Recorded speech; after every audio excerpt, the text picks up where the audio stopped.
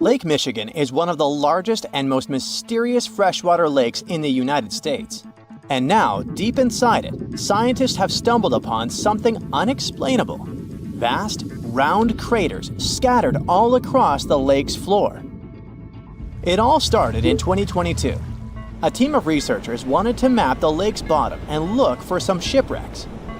At first, they were sure it's going to be just some typical rocky terrain or sandy patches. But what they saw on their sonar screens stopped them cold. Strange circular shapes that looked almost too perfect to be natural.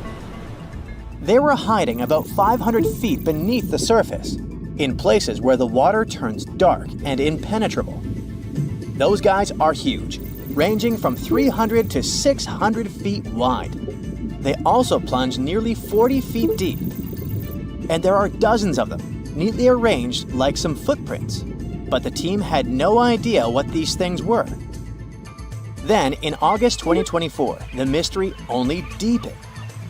Using a remotely operated vehicle, they got a closer look at these formations.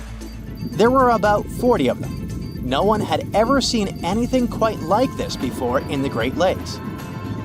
What could have created those craters? Could they be ancient? Perhaps remnants of some geological event lost to time? If that's the case, it's weird how long these holes have likely been sitting there, undisturbed. Theories started popping up. One possibility was that they could be sinkholes, or dolines.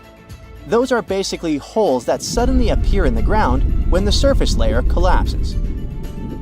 The rock beneath the surface, often made of limestone, gets slowly dissolved by water over time, creating voids underground. When the surface of those voids can no longer hold its own weight, it caves in, and this forms a hole. Think of it like when you poke a straw through the lid of a drink. Sinkholes can be small dips or huge, spanning up to 2,000 feet. They can happen gradually or all at once. Sometimes they can swallow entire cars or even buildings. And Lake Michigan sits on limestone bedrock. It erodes pretty easily when water flows through it. Sinkholes like these have already been found in Lake Huron, and they look kinda similar. But there are some plot holes, no pun intended, with this theory. For example, it's wild how they all would be so huge. It's also weird and pretty rare for sinkholes to occur in a lakebed. They also kinda resemble a straight pattern. They seem to extend generally southward, forming a loose line, which is pretty weird. If these are sinkholes, then they're definitely not playing the usual geological rules. Though it might be some new, unusual process at play beneath the lake's surface that we haven't discovered yet. There's another theory though. Glaciers. Glaciers are wild rivers of ice. They covered much of the Earth during the last ice age, and they're incredibly powerful. While they might move slowly, sometimes only a few inches per day, they have such immense weight that they can reshape entire landscapes over thousands of years. Glaciers can grind and scoop the land beneath them. They're basically like colossal bulldozers. Their weight, combined with the slow but steady movement, grounds down everything beneath them: rocks, soil, even bedrock. This can create deep gouges in the Earth's surface, called glacial troughs. During the last ice age, there were lots of glaciers all over the northern US, including the Great Lakes region. If they moved across what is now Lake Michigan, they could have carved out these deep holes. Glaciers often move in a pretty straight path. As they move, they cause terrain to erode, but the resulting erosion varies based on terrain. Sometimes there are places where the bedrock is softer or fractured, and these places are more easily carved and crushed by the glacier. That could explain why some holes could be bigger and deeper than others. Harder bedrock is less affected. But usually this leads to rounded, crescent-shaped depressions known as chatter marks. Those marks are more like grooves rather than circular, big craters like those in Lake Michigan. Once the glaciers melted, the Great Lakes themselves formed. If the craters were formed by them, they may have filled with water, becoming part of the Michigan Lake, Though this theory is more like a speculation, so we need more evidence. But there's another layer to this mystery. The craters are not just curious geological formations. They actually may hold valuable clues about early life on Earth. Parts of Lake Michigan, especially dark ones, are relatively low in oxygen. It's like a lighter version of deep ocean environments that often have very little of this element. For example, hydrothermal vents deep in the ocean, underwater openings in the Earth's crust with some hot, mineral-rich water that are often very low in oxygen. But some organisms love places like these. For example, opossum shrimp. Teeny tiny shrimp-like creatures that love cold, deep waters. They get their name because they have a pouch to carry their young until they're ready to be on their own, like an opossum. Or deep-water sculpin fish. Small bottom-dwelling fish that also enjoys cold lakes. They're well adapted to living in dark waters and usually stay close to the lakebed. And weird organisms like invasive quagga mussels, which kinda look like shells. These are small freshwater mussels that have spread there to the Great Lakes. They attach themselves to hard surfaces and can cause problems for ecosystems by competing with native species for food and space.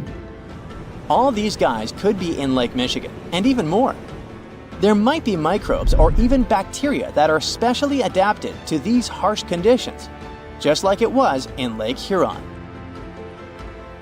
There's only a handful of creatures that could survive deep within these craters, and studying them could give us insight into how life once flourished in Earth's ancient, oxygen-poor oceans. That's because it's in places similar to these, where some of the earliest life forms thrived. Early Earth had an atmosphere with little oxygen, although it was much more hot and ancient microbes adapted to this. The Great Lakes, especially Lake Michigan, have always had a bit of a ghostly reputation. Like even this mission was organized to study the shipwrecks. There were about 6,000 of them in the Great Lakes. Many of these wrecks are still sitting on the lake beds, preserved by the cold, fresh waters. And shipwrecks aren't the only strange things tied to the Great Lakes. Over the years, there have been stories of unexplained disappearances. Boats and even planes have vanished without a trace. The lakes, often calm on the surface, can suddenly turn dangerous with unpredictable storms and massive waves, leading to these mysterious events.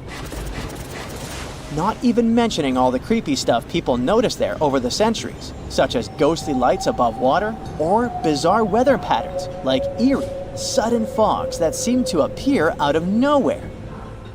In 2007, they even discovered some prehistoric structure that looks like Stonehenge there. Well, it was way smaller, but still. It lay about 40 feet below the surface in the heart of Grand Traverse Bay, and it's speculated to be about 9,000 years old, way older than Stonehenge. Looks like this is a print of those who lived in the area thousands of years ago. These massive stones are arranged in a careful, winding pattern stretching over a mile. They range in size from basketballs to compact cars. But one, in particular, stands out. A boulder 3.5 to 4 feet tall, 5 feet wide. It's etched with the image of a mastodon, a creature that roamed the Earth about 11,000 years ago before it went extinct. It probably sank there during the end of the last ice age we mentioned. This period had reshaped the region. This place is underwater now, but back in the day, it was still dry land. So the stones were probably created by people who lived there, though we're not sure why. Were they used as hunting blinds? Or was it some sort of an ancient calendar? Who knows? Only about 15% of the Great Lakes floors have been explored. Now, scientists are gearing up for a deeper dive into this mystery, both literally and figuratively. They want to analyze the lake beds surrounding the craters, hoping that maybe something in the environment around them might have caused them to appear. They have initiatives like Lakebed 2030. These missions should map the entire underwater landscape. This would help us learn tons of interesting stuff about Lake Michigan and our planet's past. Who knows what other secrets these dark waters hide? Strange things occur in the cold waters of Antarctica. One of these things happened to a ship called Jenny. It was a small schooner whose history began in 1822. The boat and its crew set sail and disappeared a year later. For 18 years, the ship was considered sunk. People forgot about it, but in 1840, the vessel reminded the world of itself. That year, the whaling ship Hope sailed through the Drake Channel in Antarctica. The crew members noticed a ship among icebergs. It was the schooner Jenny. It was floating slowly in the dark, with no signs of life. The captain of the Hope, Mr. Brighton, gave the order to approach the mysterious vessel. They thought it was some creepy ghost ship, but as they came closer, they noticed crew members on the deck. The sailors of the Hope called out to them, but received no answer. This time, it became clear that something terrible had happened to the Jenny. When Brighton boarded, he realized that the Jenny crew members weren't missing. They were here. Frozen people stood like statues. Brighton went down to the lower deck and found the captain. He was sitting frozen at the table, holding a pen. Brighton looked at the logbook. The last record was made on May 4th, 1823. The captain wrote that he was the only living member of the crew. They spent 71 days without food. It seemed that the ship got lost in the sea because its captain went off course or sailed into an iceberg, but no one knew for sure. After that, nobody ever saw the Jenny again. According to rumors, the crew of the Hope abandoned the frozen ship and left it to drift in the cold waters. According to other rumors, this whole story is fiction. The story of the Jenny was described in a German magazine in the middle of the 19th century. Still, there was no further evidence of the ship's existence. Already in our time, Cambridge University decided to explore the case of the Jenny. The researchers discovered that one of the crew members of the Hope, who didn't disclose his name, told someone the legend of the frozen ship. Someone shared the story with another guy, and it was published in a German magazine called Globus. And that's all. There was no other evidence. One of the most famous ghost ships was the Mary Celeste, and there's no doubt about its existence. The history of this vessel was documented in court. People wrote about it in newspapers, but the most exciting thing is that the ship continued to be used even after 10 people disappeared from its deck. The history of the Mary Celeste began in Canada in 1861. When it was first built, the ship was called the Amazon. It changed captains several times, and it also hit some rocks. The boat was sold, bought, then sold again, repaired, and sailed under the name Mary Celeste. In 1872, it had a new captain, Benjamin Briggs. He was a decent, brave man with a lot of experience in navigation. He had a beloved wife, a daughter, and a son. When he went on his last voyage, he took his wife and daughter with him, and his son stayed in America. In November of 1872, the Mary Celeste sailed from the port in New York with 10 people on board and disappeared. 8 days later, another ship, the Dei Gratia, also left New York and followed the same route. Dei Gratia's captain, David Morehouse, noticed the Mary Celeste and immediately realized something was wrong. The ship was moving too freely, as if no one was controlling it. The captain tried to contact the crew members, but no one answered him. Then, together with other sailors, he climbed aboard the Mary Celeste. The ship was in good condition. There was no damage. The hold was slightly filled with water, but it could be easily pumped out. Everything seemed fine, but one lifeboat was missing. The crew members' valuables were in their cabins. The cargo was in the hold. The supplies of water and food were untouched. Judging by the records in the logbook, the ship was caught in a storm, but it was not too strong. Other ships also sailed through this storm, but nothing bad happened to them. The last record was dated November 25th. and it claimed that everything was fine. The sails of the Mary Celeste were slightly damaged, but perhaps it happened after the crew had disappeared. The whole ship was in excellent condition, but what made the people leave it? Part of the crew of the Dei Gratia stayed on board the Mary Celeste to bring it to dry land. Everything went well. They delivered the ship to the closest port. Next, the captain of the Dei Gratia appeared before the court and told about what had happened. However, the prosecutor and the judge didn't want to believe in the story of the Mary Celeste. They were sure the captain got rid of the ship's crew to get money for its cargo. According to the maritime laws of that time, if you found a ghost ship with valuable cargo, then a substantial part of this cargo belonged to you. So, many people thought that David Morehouse decided to earn some money. This version seemed to be more valid than the one about the mysterious disappearance of 10 people. Fortunately, no one accused the captain of committing a crime. They thanked him for his service and gave him a monetary reward. However, his reputation was damaged, which greatly affected his career, as many believed he attacked the crew of the Mary Celeste. But even after this terrible case, trial, and investigation, the story was not over. The Mary Celeste was still an expensive and efficient vessel. It sailed several times, but then one captain crashed it into the reefs to get insurance. The court revealed this deception and accused the captain of intentional property damage. The story of the Mary Celeste became famous all over the world. People began to build their theories, realistic and not. Someone believed the ship had sailed through the Bermuda Triangle, but this version was quickly refuted, as the route of the Mary Celeste passed thousands of miles away from the Bermuda region. Did the Kraken or another giant monster attack the ship? Nope. Since the boat was found in almost perfect condition, there were no signs of a struggle. One of the most popular versions was that the crew of the Mary Celeste stole some valuable cargo and sailed to Spain on the rescue boat. However, those who knew Captain Benjamin Briggs said he was a good, honest man. Besides, he had a son in New York, and Briggs would never leave him. A more thorough investigation revealed that a series of accidental circumstances could have caused the disappearance of the ship's crew. Before its last voyage, the vessel delivered coal.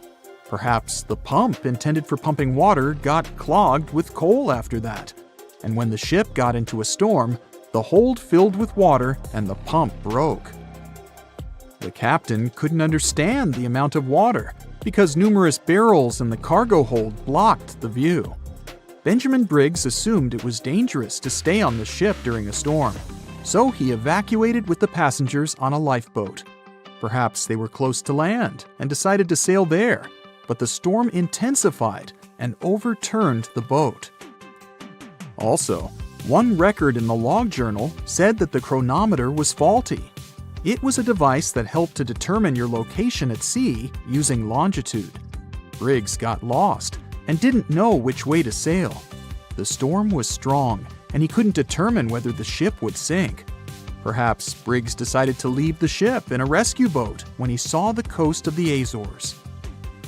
The uniqueness of this ghost ship case is that, unlike many others, you can investigate it yourself. There's a lot of information about the Mary Celeste on the internet. There are documentaries and research articles. Perhaps you'll be able to notice something that others haven't seen and solve the mystery of the disappearance of 10 people. Did you know that the Pleistocene era was a really important time in Earth's history? It's when the last ice age happened, and glaciers covered a lot of the planet. This period of time lasted for about 2.6 million years, and ended around 11,700 years ago. What's even cooler is that modern humans, like us, had actually evolved during this time, and had spread all over Earth before it ended. There were also some really fascinating animals that lived during the Pleistocene, like woolly mammoths and saber-toothed cats. Unfortunately, many of them went extinct at the end of this era. Earth has had some pretty wild weather patterns over the last 2.4 billion years. Although the planet is mostly ice-free, we now cycle in and out of freezing ice ages. During these glacial periods, temperatures drop and huge areas of the planet get covered in ice. It all starts with a bit of snow, which then builds up over time. The ice reflects sunlight, making things even cooler. The result? Vast glaciers that slowly move toward the equator, changing the landscape as they go. And when the ice melts, sea levels rise again, and everything changes all over again. In total, there have been at least 5 ice ages so far. The first one was so intense that the whole planet turned into a huge snowball. Right now, we're actually in the middle of an ice age, but we're currently in a temporary warm spell that started around 11,000 years ago. These warm periods are called interglacials, and we're not quite sure how long they last. There are still massive ice sheets covering Antarctica and Greenland that hold 75% of Earth's fresh water. When these finally melt, it'll mark the end of the current ice age. Earth's temperature is affected by something called the Milankovitch cycles. Basically, the amount of heat we receive from the sun changes over years, decades, and millennia because of Earth's orbit, tilt, and axis angle. There are 3 different patterns to these cycles. The first is called eccentricity, which is all about the shape of our orbit. The second is obliquity, which has to do with the tilt of the Earth. And the third is precession, which is like a wobble as Earth spins. Depending on where we are in these cycles, we might experience colder or warmer temperatures. But other things, like the position of continents and the atmosphere, also play a role in our planet's fate. For example, our planet's orbit is not quite circular. It's actually a bit elongated, shaped almost like an egg. That means we're sometimes a little closer or farther from the sun, depending on the time of year. We call the point farthest away from the sun the apogee, and the closest point is the perigee. When we're at the apogee, we're moving away from the sun, but gravity eventually pulls us back toward it. This means our orbit changes a little each time, gradually shifting our position relative to the sun. Don't worry, even though the orbit changes over thousands of years, it doesn't have a big impact on our day-to-day lives. Changes in Earth's orbit can affect how much sunlight we get during the summer. This means that ice sheets in the northern hemisphere will melt less, and over time, they actually start to grow. As they grow, they reflect even more sunlight, which makes the climate even cooler and spreads the ice even farther.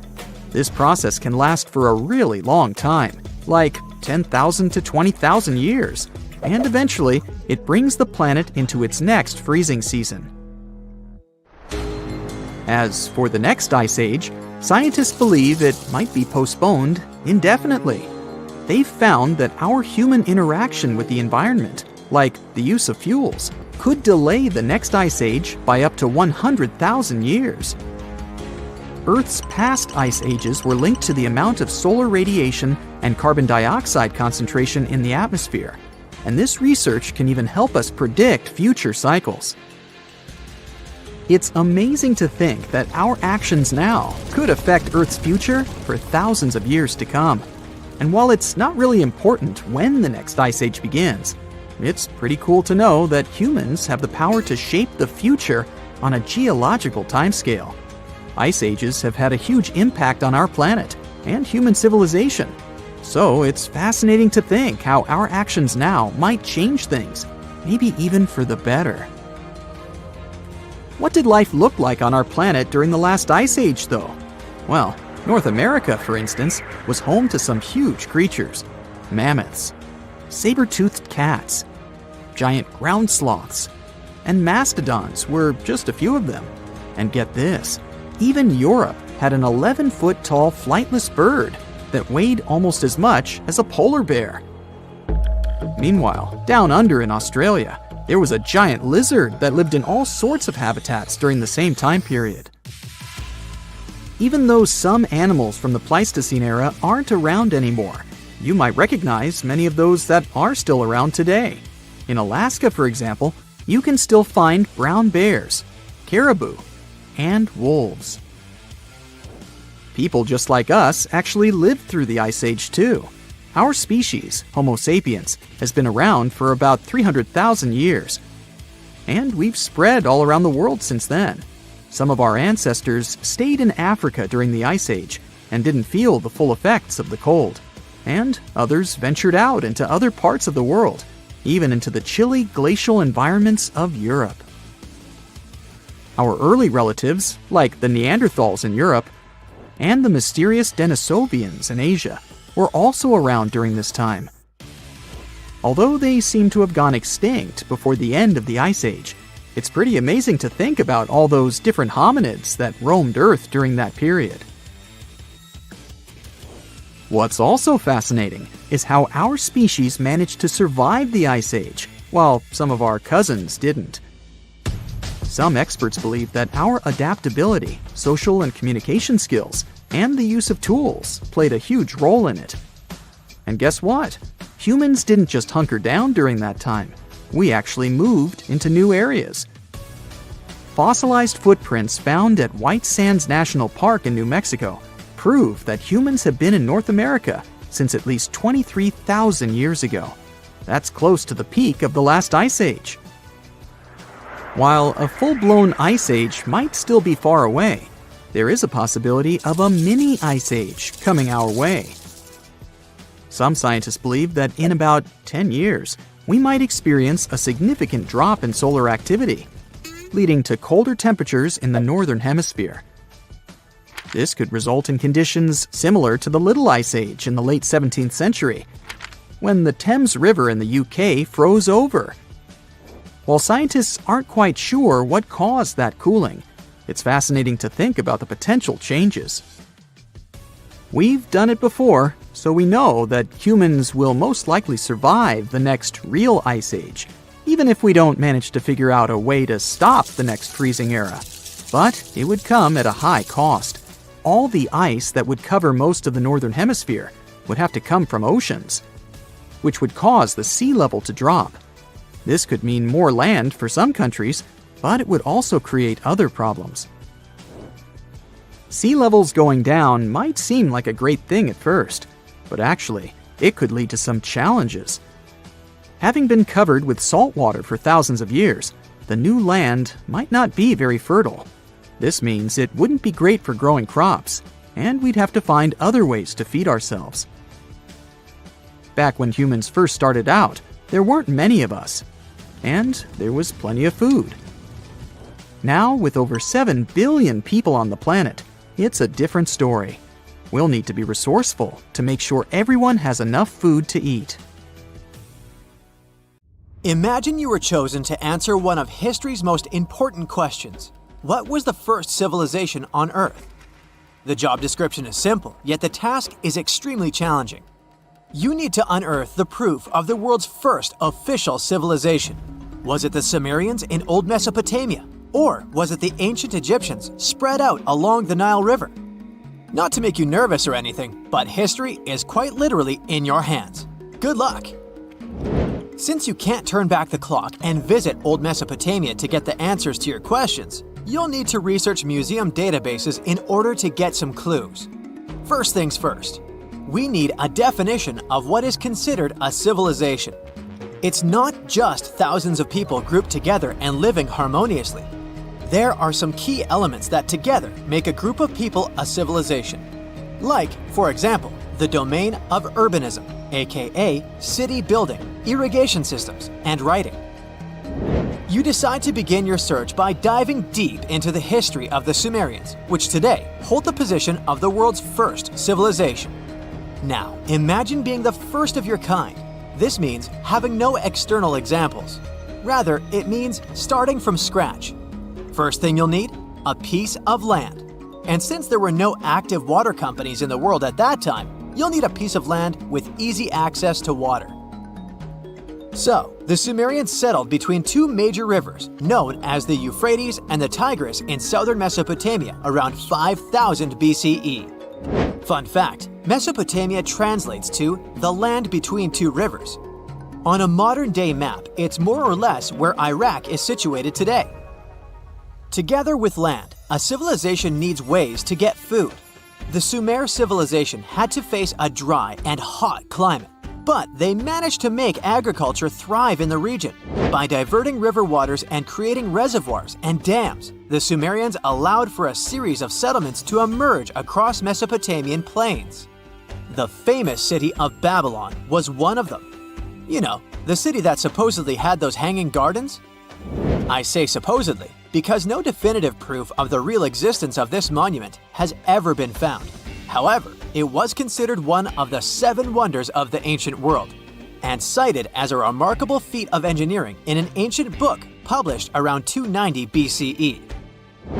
Although no record was found of the Gardens of Babylon, the Sumerians were recognized as extremely skilled builders. Their cities were filled with mud brick constructions, and the most impressive ones were known as ziggurats, stepped pyramids that were built for spiritual purposes. The Sumerians built a trade network to supplement scarce resources and started to exchange goods with civilizations rising nearby, like Anatolia and Egypt. The beginning of trade was what drove the Sumerians to develop what is believed to be the world's first writing system.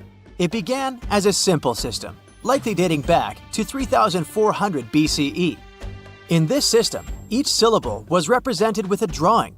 Later, it gradually evolved into a fully formed cursive writing system. Don't believe me? Take a look at this piece from the Babylonian times. This huge basalt plaque is called the Hammurabi Code. It's known to be humanity's first collection of written laws. As far as the story goes, it was carved in volcanic stone around year 1760 BCE. Look at the precision of these carvings. It's quite astonishing. But the content is also surprising, since these 282 rules vary from commercial regulations to strict laws of justice. The thing is, historians don't have a consensus on whether the Sumerians were really the first ones to invent writing. Some think it might have been old Egyptians. Let's pause here. Ancient Egyptian settlements are believed to have started around the year 5500 BCE, which is earlier than the Sumer civilization. But remember I said a civilization needed a few things before it was considered as such. Ancient Egypt consisted of several smaller city-states, such as Memphis, Abydos, and Thebes, spreading out along the Nile River. It wasn't until 3000 BCE that Egypt was unified under one kingdom and lasted as an empire until nearly 1000 BCE. Although there is no consensus on this, some Egypt experts believed that it could have been Sumerian immigrants that founded early Egyptian settlements. The proof could be the presence of cylinder seals made of hard stone, something that was widely used in Sumer. These seals were used to guarantee authenticity in legal transactions, but it's hard to say whether this method was introduced by Sumerian immigrants or simply by trade. Since the time period is not one of the criteria we can use to determine who came first, we'll have to turn to something else. But what? Like the Sumerians, the Egyptians were also highly skilled builders. Duh, they built the famous Giza pyramids and many others all over their territory. In order to enhance their building techniques, they delved into developing a more profound understanding of mathematics. They developed a new form of measurement called the cubit, which was the equivalent of an arm's length. The Great Pyramid, for instance, is 440 cubits per 440 cubits. They were also innovative astronomers, combining their mathematical skills with attentive astronomical observation. They were the first civilization to use a 24-hour division of the day. And they even created a solar calendar, which was the first dating system in history to feature 365 days in one year. Okay, it's undeniable how impressive they were. But some experts say that the dispute has to be settled through the comparison of their writing systems. Hieroglyphic writing, the first Egyptian style of writing, is said to date back to 3000 BCE. It was a composition of over 700 symbols, which were carved in stone. For a long time, researchers believed that the Sumerian writing had come before Egyptian. but in a recent discovery made by Yale researchers claims otherwise. Archaeologists have discovered a panel of 4 signs that are believed to have been written around 3250 BCE. Oh, and they've also found another rock drawing depicting a pregnant elephant that can date back to 4000 BCE. Now, there's also a third possibility that fewer people seem to mention: the Indus Valley civilization, also known as ancient India, located around the area of modern-day Pakistan and India. The Indus Valley civilization is also a contender for the oldest civilization due to the uncertain historical origins of the Hindu collection of texts known as the Upanishads. The Indus Valley civilization flourished around 3000 BCE, but records show that people in the Indus Valley were trading with Mesopotamians as early as 3500 BCE. Now, wait a minute. How is it possible? No, they weren't time travelers. This isn't a sci-fi movie. There already were agricultural settlements in the area that were slowly growing into bigger cities, such as Harappa and Mohenjo-Daro. Ancient Indian cities were sophisticated, filled with baked brick homes built in a grid system. These ancient cities even had draining and sewage systems that connected most homes and used gravity to carry waste outside of the city. They were pretty advanced. They were also an extremely religious civilization, and Hindu beliefs were at the center of their practices. Despite that, their cities weren't filled with spiritual buildings. Actually, Mohenjo-Daro's most important building was a public bath. Interesting, huh? Now, why can't we know if they were the oldest civilization on Earth?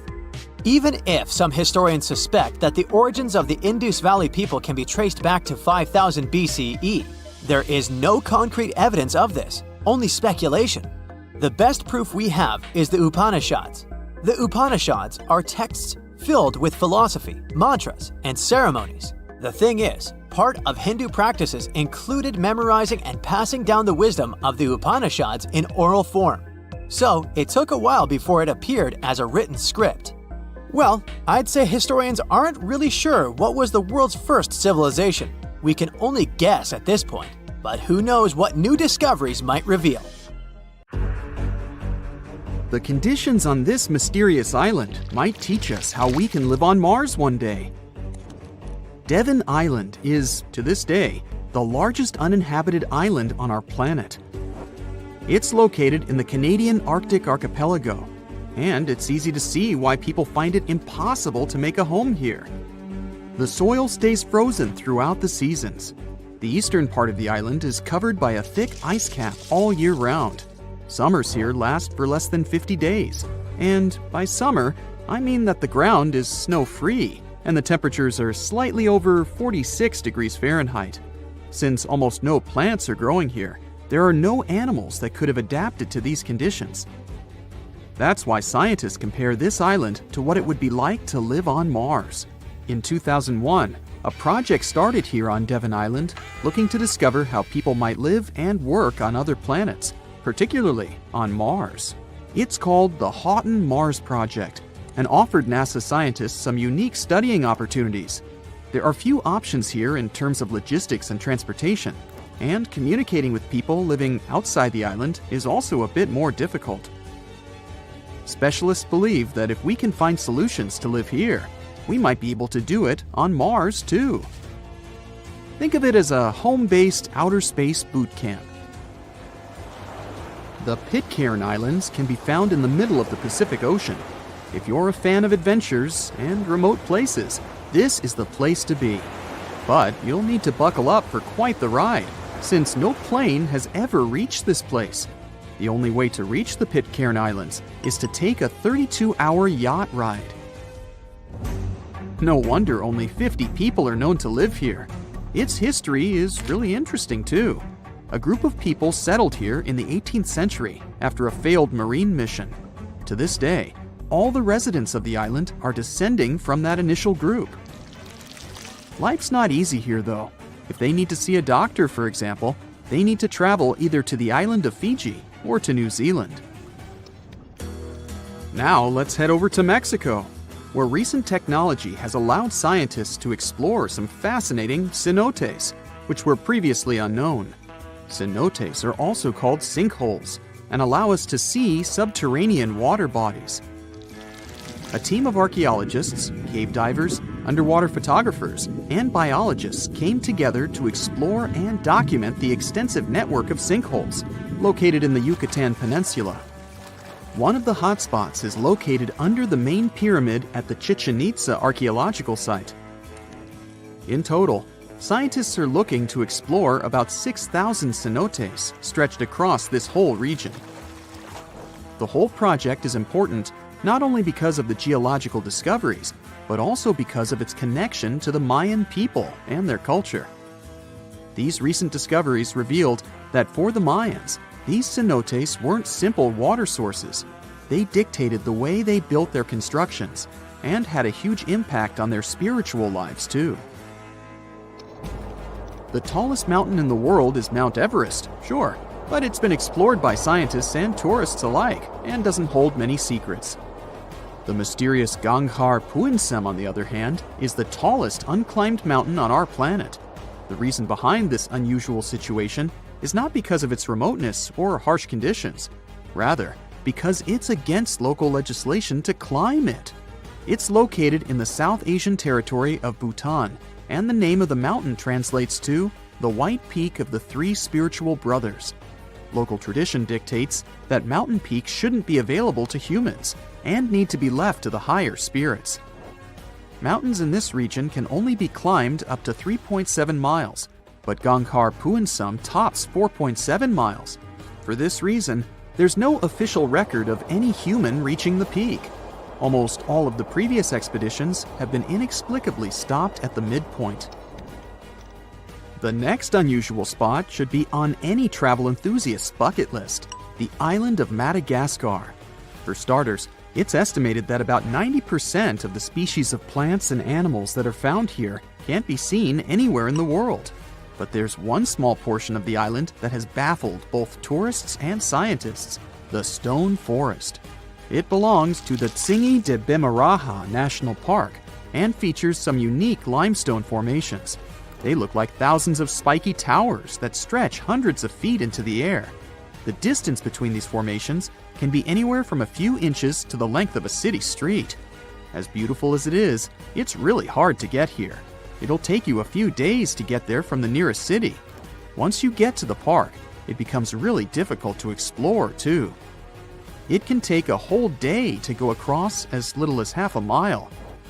The word Tsingys itself translates to where one cannot walk barefoot. To visit the remotest village in the whole world, you'll need to prepare yourself for quite the journey. From the United States, for example, the easiest route involves a 15-hour flight to Cape Town, South Africa, followed by a 6-day boat ride to reach Tristan da Cunha. Or you could take a month-long cruise through the South Atlantic Ocean, whatever works better. Planning in advance is a must, since only 9 boat visits are made to the island yearly.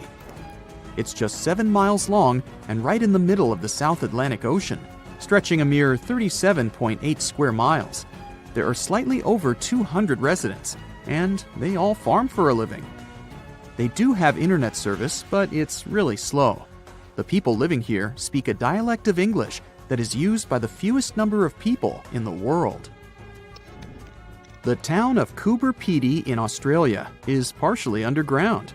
It all began back in 1915, when opal deposits were found in the area. To this day, the town is still the biggest opal mine in the world. People living here figured out that it would be more comfortable for them to stick to the underground, as temperatures above ground can reach 125 degrees Fahrenheit. So, the establishment now has underground stores and galleries. Coober Pedy is also home to the world's first 4-star underground hotel. North Sentinel Island, located near India, is another pretty remote place. Not because of the time it takes to get there or the climate, but because it's home to the world's most mysterious tribe. The population living here is estimated to be between 50 to 400 people and isn't known to have any contact with the outer world. This is mostly because locals don't really enjoy visitors and tend to scare them away, even harming tourists. So, to protect them and their obvious wishes, the island is monitored by the local Indian authorities. It's believed the tribe's people don't have any immunity from modern diseases, so being in contact with foreign people might actually be fatal for the locals. On these French islands, there are no native inhabitants. The Kerguelen Islands are part of the Antarctic lands and are home to just scientists that visit on rotation. At any given time of the year, there are no more than 100 people here, and they're mostly engineers and researchers. There's no plane to get you to these islands, and few tourists are known to have visited them. The island is covered in glaciers, and the soil here isn't friendly to plants or animals. But if you're curious about what this place looks like, you'll need both the money and the time to complete the trip. You can only reach the island by ship, which reaches the shores of Kerguelen only 4 times a year. It isn't cheap to stay in these islands, and you definitely won't find 5-star hotels here. The trip departs from Réunion, and it takes about 28 days to reach the first island. Half of the time will be spent at sea, so be prepared to cover over 5,600 miles of the Indian Ocean. In 1996, one of the most vigorous snowstorms in history hit the east coast of the U.S. It was named Blizzard of 1996. From January 6 till January 8, a huge amount of snow fell in the country. The storm was so strong that people couldn't see anything around except a white veil. Huge snowdrifts formed. People couldn't leave their homes because snow had covered all the doors and windows. Someone spent hours shoveling snow to get into the car. And while they were doing this, new snowdrifts appeared around. This is considered one of the main winter storms of the 20th century. Schools and universities didn't work. Shops, libraries, and cafes were closed. You could look out of the window and see nothing but a white ice wall. The wind lifted snow into the air and blocked the movement of cars. People abandoned their cars to hide in the nearest shelter, which created many miles of traffic jams. During the snowfall, hurricanes formed and destroyed buildings. Chaos reigned everywhere. People were afraid to leave their homes. Strong wind and rain forced rivers to come out of their mouths, which caused massive flooding in nearby cities. Many states lost millions of dollars because of the destruction. However, at that moment, the residents of one small town didn't notice the problem. The blizzard of 1996 covered almost all of Pennsylvania, but the weather was not so bad in Delaware County, aka Delco. Neighboring cities were attacked by the storm, but not this one. Since about that time, a legend has appeared among the locals. They say their small town is protected by a mysterious weather bubble. In 2013, they called it the Delco bubble. According to the locals, the bubble covers the entire Delaware County and protects it from all natural disasters and other hazards. Residents of a quiet, sunny town like to talk about this phenomenon, but there's no scientific evidence of its existence. It seems bad weather bypasses the district during huge storms. As soon as the hurricanes approach this place, they break up in different directions and then converge right after passing this area. All this happened according to the locals' words, without meteorological evidence. They remember several different storms in the 90s, including the blizzard of 1996. They announced that the storms would reach Delaware on TV and radio, but in fact, no forecast came true, and the residents enjoyed pleasant weather. One resident says that he often looks at forecasts and satellite photos and sees how black clouds disperse in Delco. It's peaceful and comfortable here. It seems as if time has stopped here too. However, the bubble doesn't protect against all problems. There were some floods there, after all. So, many residents don't believe in anomalous protection. There's one scientific explanation proving that storms are weakening in this place. Sea breezes go inland and settle in places like Delaware County sometimes. The streets and surroundings are filled with cold air. This creates air stabilization. Then when a storm forms and goes here from the west, it meets this stabilized air mass. Hurricanes lose a significant part of their strength, so it seems as if bad weather simply bypasses the district. Also, the Delco bubble can be explained with the help of psychology. Almost all rumors about the protective anomaly come from people. Residents write on social networks and tell each other about how the hurricane didn't touch their homes. In such cases, people often think that if trouble didn't happen to them, then it didn't happen at all. Imagine you go out on the porch of the house while the radio predicts a strong storm. Everything is calm before your eyes. A light breeze blows in your face. But behind, a few hundred feet away from your backyard, a real hurricane is raging. You didn't see it and went to write a post on the internet that the Delco bubble saved your city again. Storms are a dangerous weather phenomenon, and you should be wary of them, especially if you don't live inside a protective bubble.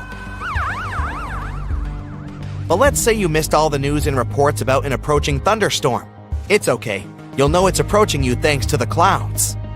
One of these clouds is called cumulonimbus. These are precursors of thunderstorms, hurricanes, hail, floods, and even tornadoes. You will easily recognize them by their formidable appearance. They are thick, heavy, dark, and can sparkle because of the lightning created inside. The first reaction to such clouds is to escape or seek shelter. But wait a minute. Let's see how they form.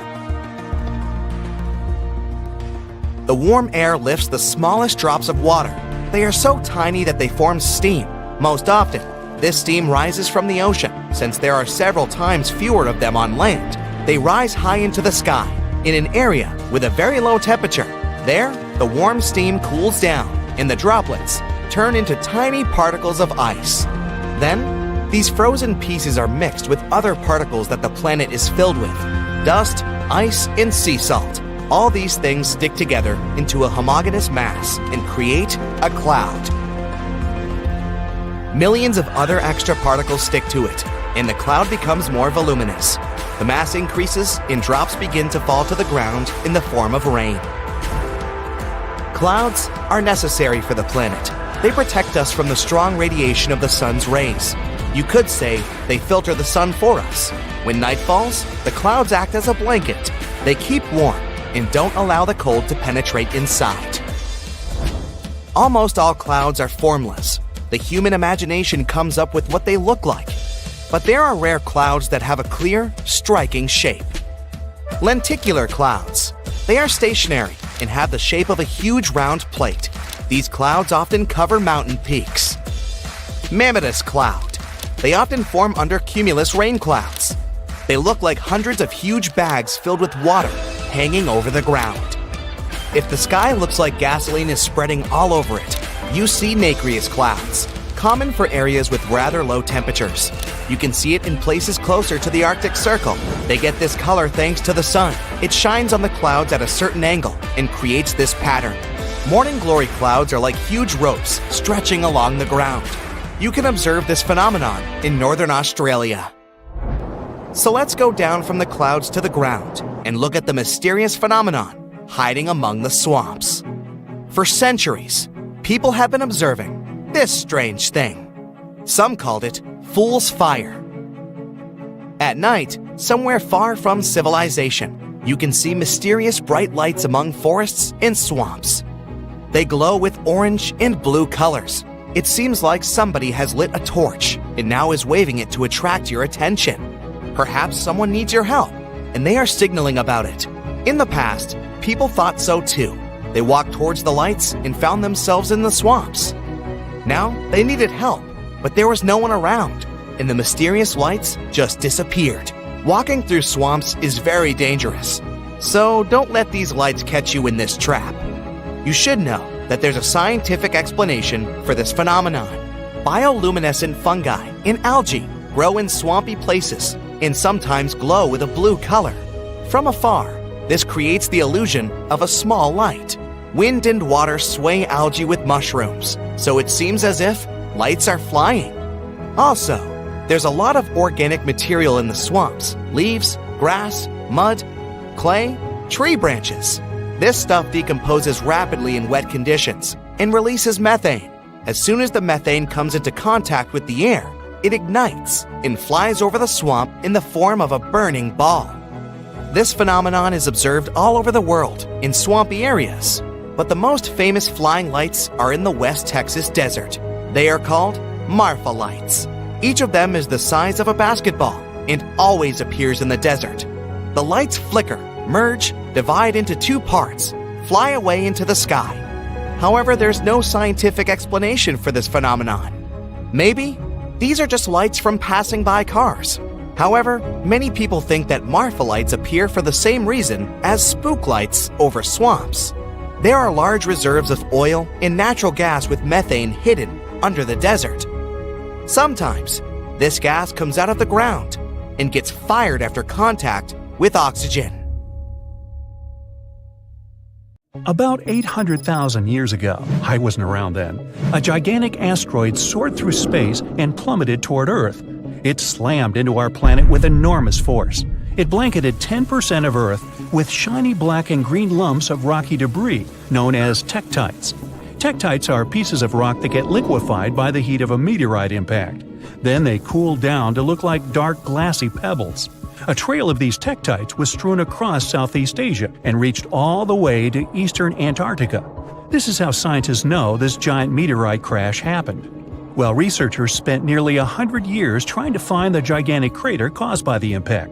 But tektites were too widespread. That's why they couldn't pinpoint the exact location, until recently.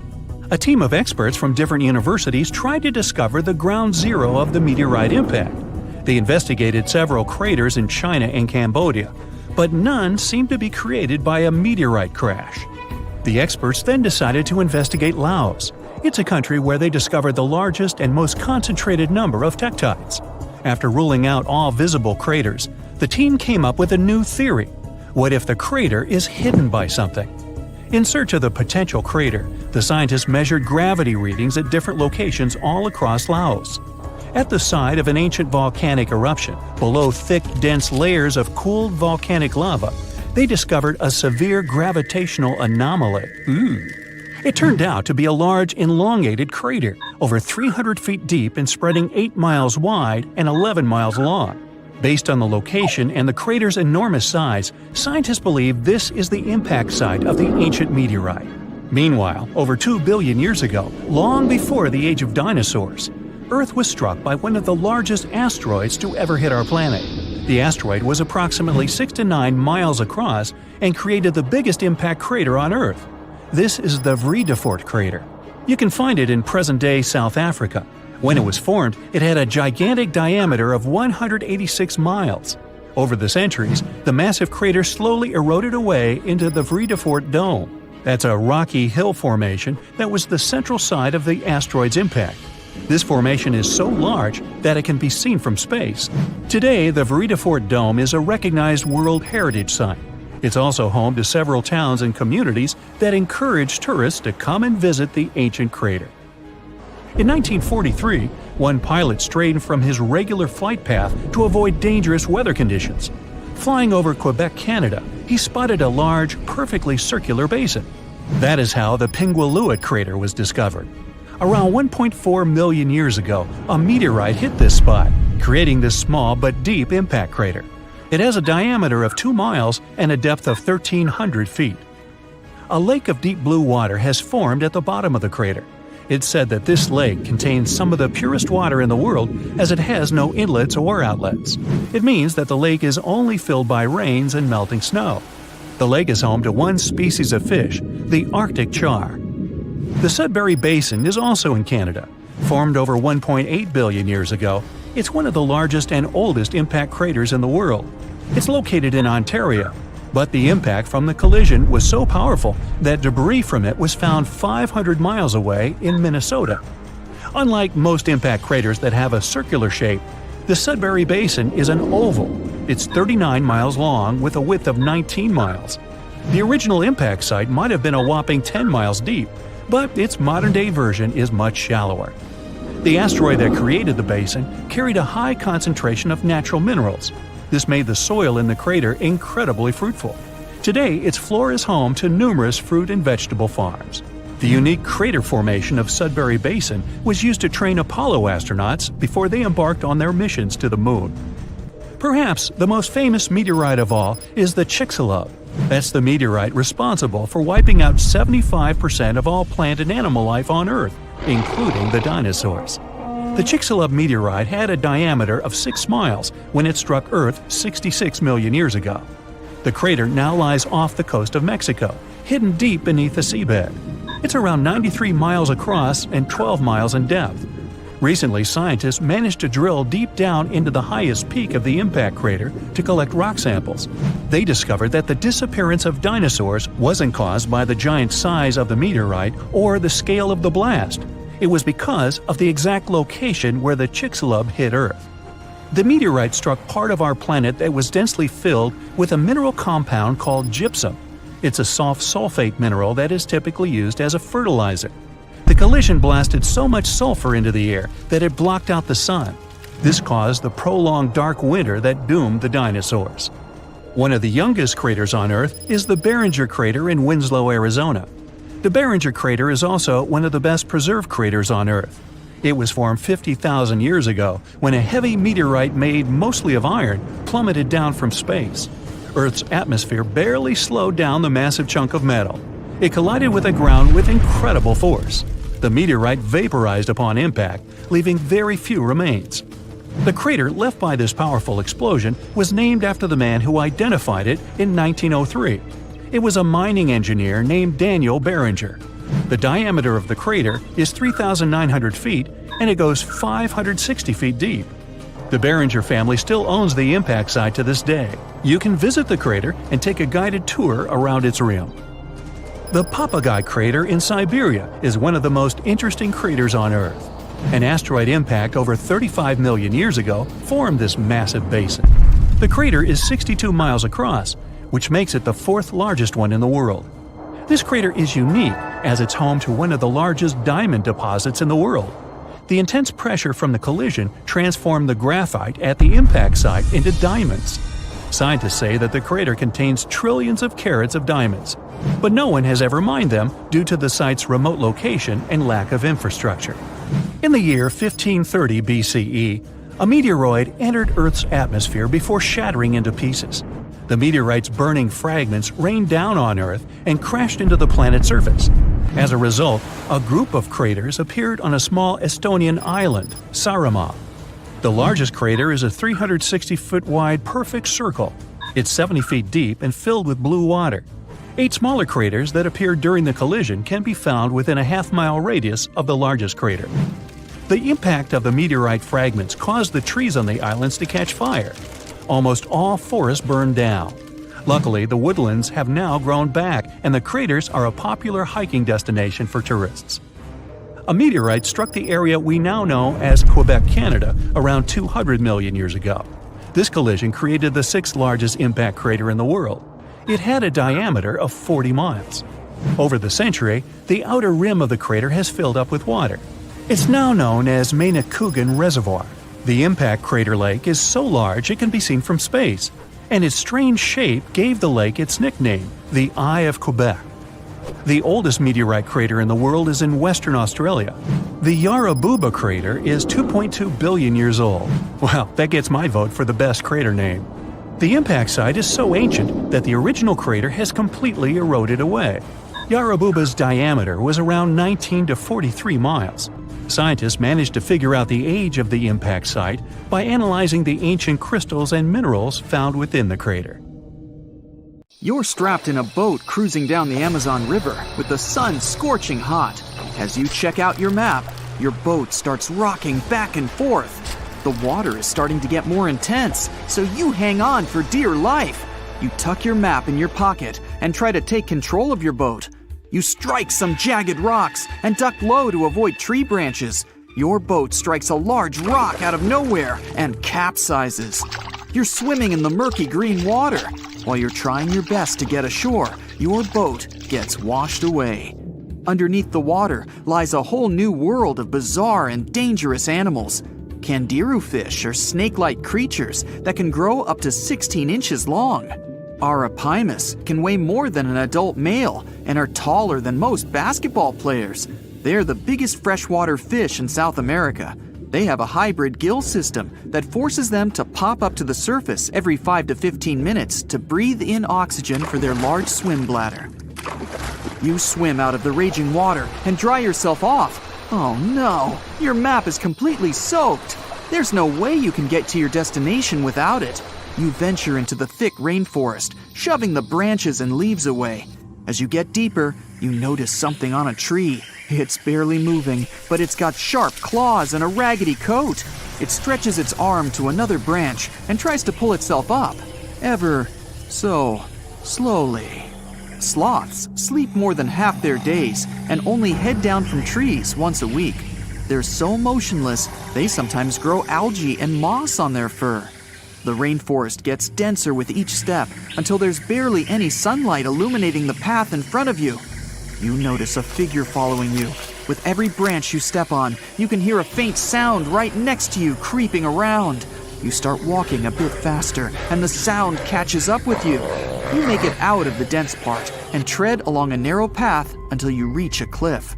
You can't walk normally here, so you pin against the wall and walk sideways to cross the hills. You slowly move across with the river 30 feet below you. You move your right foot, and some rocks fall into the river. You keep going and misstep. You're about to fall, but you hold on to a large tree branch and pull yourself up. You notice a couple of colorful poison frogs inches away from your fingers. Touching any of these frogs can be extremely dangerous and harmful, despite their amazing color patterns. The golden poison frog is one of the most poisonous animals in the world. One of them hops right next to you, so you let go of the branch and fall back in the river.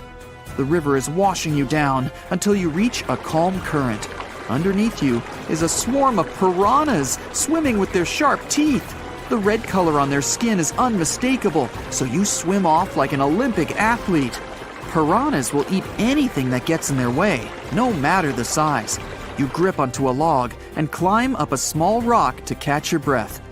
There's a huge electric eel underneath the rock. Despite their name, they're more related to catfish than eels. They use their powerful 600 volts of electricity to defend themselves and catch food. You're stuck, unless you're like the common basilisk that can run on the water like a jet ski. These incredible lizards have special webbing on their toes and can run the distance of a basketball court. You hop on a bunch of rocks until you reach the land. You continue walking along the riverbank until you come across a moving rock. You rub your eyes and see it moving again. It's a dinosaur-looking turtle that resembles a crocodile with armor. The mata mata is a freshwater turtle that disguises itself with its surroundings to catch prey. Their heads stretch longer than their bodies. You shimmy your way past it and continue. You head back into the rainforest and find a spot to rest. Wait, there are giant ants everywhere. They're the biggest ants in the world and can produce one of the most painful stings out there, even comparable to a wasp's sting. You immediately get up and find another place to rest. As you continue walking along, you notice the same feeling of something following you. You can hear some leaves rustling, but it's getting dark and there's no way of telling. You find a nice little spot to build a campfire and catch some Z's, but in the Amazon, everything is a threat. Except for those cute capybaras wandering around. They live in groups next to water sources.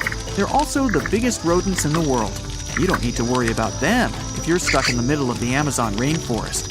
Suddenly, you feel something slithering up next to you. You look down and see a massive green anaconda just about to constrict you. They are the heaviest snakes in the world and can grow up to 20 feet long and have a huge appetite. You get up and sprint your way out of there. All right, you found a decent cave to crash in. It's daytime again, and you're still alive. You continue walking along the rainforest. You were able to find some breakfast to boost your energy for the rest of the day. You spot something on a tree that looks like a branch, but it's actually a potu, a master of disguise that can spend days motionless on broken tree branches. These bizarre birds use those branches as their permanent home, where they lay their eggs and chill all day. You continue your way through the rainforest and see a Brazilian wandering spider crawling on a tree branch right in front of you. 8 of these species can be found in the Amazon area. They are some of the most aggressive and venomous spiders out there. So, you make a big detour and walk away from it.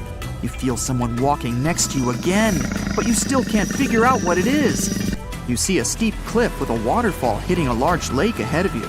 Looks peaceful, until you see a team of black caimans gathering around the shore.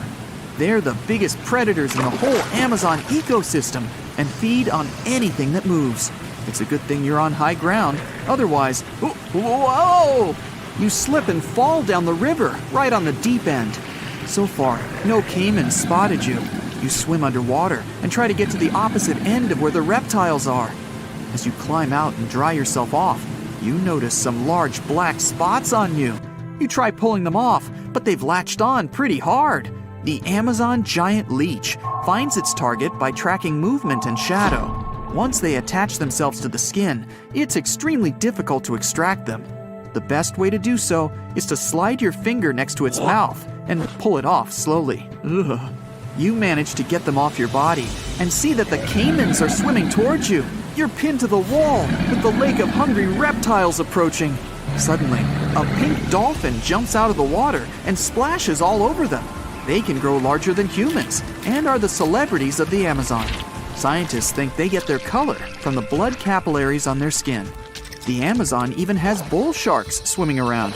These carnivorous giant fish are threatening to humans and can swim in both saltwater and freshwater. These sharks prey on anything within their reach, including other sharks. The dolphin distracted the caimans, so you climb up the cliff and try to find the best way to escape.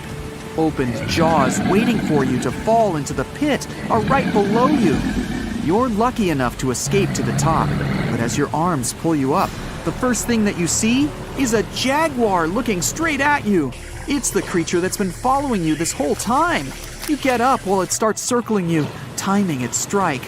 You know that you can't take on a jaguar, nor can you outrun it, so you grab a large tree branch from the ground to defend yourself. It jumps at you, but you duck down in time.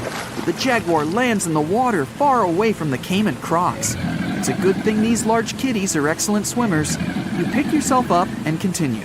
And to your surprise, you find your boat again. You fix it up and sail your way out of the Amazon. Whew! On October 30th, 1759, the inhabitants of the Middle East were jolted awake by an earthquake.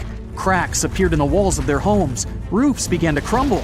People ran out of their homes and gathered in open areas. But because of strong shocks, they kept losing their footing and falling.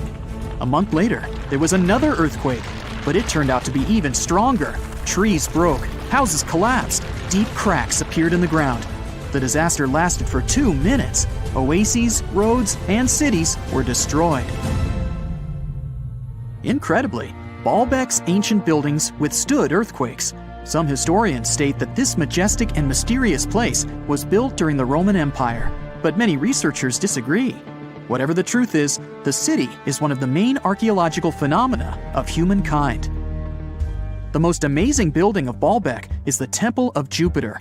The inhabitants of the Roman Empire believed that Jupiter held power over lightning and thunder. The building looked like a platform with 54 columns. A massive roof rested on these columns. Today, you can only see 6 70-foot-high columns. Each of them consists of 3 sections and resembles a pencil. The cores of these pencils were made of lead. This made the columns exceptionally strong. Each of these pieces of stone weighed an incredible 80 tons. That's the weight of 35 Ford Explorer SUVs. Look, this is the largest block in the Great Pyramid of Giza. But compared to the blocks from Baalbek, it doesn't even look that impressive.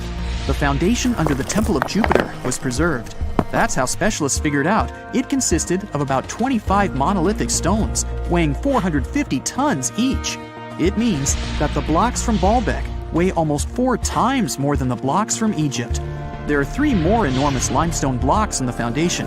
They weigh 800 tons each. This is more than twice the weight of a Boeing 747 plane. Ancient builders must have had a hard time carving such giants from a piece of stone. And after that, they also had to pull them to the construction site and lift them to a significant height. Repeating these logistics would probably turn out to be a nightmare for present-day builders. To do this amount of work, they would need modern equipment. But Baalbek's constructors didn't have trucks, cranes with circular saws, or electricity. How did the builders of the past manage to do this? Scientists have a theory that includes ropes, winches, and lever systems. Naturally, the engineers of the past made all the gadgets from wood. Around 3,000 feet away from the ruins of the temple complex, there's a quarry. Archaeologists suppose that's where the stones for the construction were cut. They found a block of limestone there. It seemed to be too large even for this incredible place. The monolith got called the Stone of the South. It was 65 feet long and 13 feet wide. The ancient builders didn't have time to completely separate it from its mother rock. A group of scientists from Austria estimated that this piece of limestone weighed more than 1,000 tons. That's like 3 Boeing aircraft or 160 African elephants. There was another surprise awaiting the archaeologists near the Stone of the South. It was the second monolith that weighed more than 1,200 tons. But the ancient builders didn't stop at that. They continued to work. In 2014, in the same quarry, German archaeologists unearthed a block that weighed 1,650 tons. No one has figured out yet why people of the past needed a piece of stone that weighed as much as 125 school buses. It's also unclear how they were going to move this giant and why they didn't finish the job.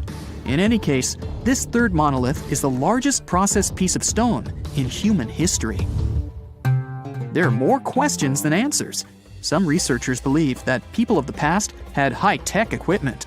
Others don't think so, but are eager to understand how the builders managed to move those stones. There's a huge number of ancient buildings and artifacts on the planet. Lots of them make researchers scratch their heads. Near the Pyramid of Djoser in Egypt, archaeologists have found a network of tunnels. This place is called Serapeum. It contains 24 sarcophagi weighing from 70 to 100 tons. The giant boxes are carved from a single piece of granite and covered with heavy lids. The sarcophagi are perfectly symmetrical. To the touch, their walls are as smooth as glass. Even with the current level of technology, this is very difficult to do. But the ancient Egyptians managed this feat. The Lycurgus cup is a priceless artifact and example of ancient nanotechnology. It's made of glass that can change its color. If you put a source of light in front of the cup, it turns green. If the light is behind the goblet, it becomes deep red. In this case, the figure of Greek king Lycurgus turns pale purple. Scientists understood how this color change worked only at the end of the 20th century. Through microscopes, they saw nanoparticles of silver, gold, and copper. They had been added to the glass matrix. Thanks to this, you can observe a color change called dichroism. Interestingly, the gold and silver were grounded into a fine dust. It's almost impossible to do this by accident. Most likely, the ancient experts knew for sure what they were doing. Bolivia has a curious place called Puma Punku. It looks as if an ancient giant played there with an enormous construction set. And after the game, they forgot to put the pieces back into the box. But there are no giants, and the huge stone blocks were carved by ancient builders over 1,500 years ago. Some of the rocks weigh 100 tons. The blocks were brought to an altitude of almost 13,000 feet above sea level from the quarry 60 miles away from the construction site. There's no forest in that area. This means the builders couldn't use trees to make wooden rollers. The monument belongs to the Inca civilization. Scientists are sure they didn't know anything about wheels. In 1992, the inhabitants of a Chinese village decided to drain a pond. Their ancestors had been using it to wash clothes and catch fish for hundreds of years. They kept pumping the water out for 17 days. At the bottom of the reservoir, they made an unexpected discovery. The villagers saw an entrance to a cave going down to a depth of 100 feet. The incredible find was named the Longyu Caves. Unknown builders carved out 320,000 square feet of galleries. There are separate rooms, bridges, pools, and columns that support the ceiling. The walls of the cave are covered with strange carved lines and patterns. Scientists haven't found any information about who built the caves and why they did it. The construction technology also remains a mystery. Antonio Stradivari lived in Italy in the 18th century. He created musical instruments. More than 600 of his works have survived to this day. 500 of them are violins. One of the instruments was sold at auction for $16 million. The violins made by this master sound clear and deep.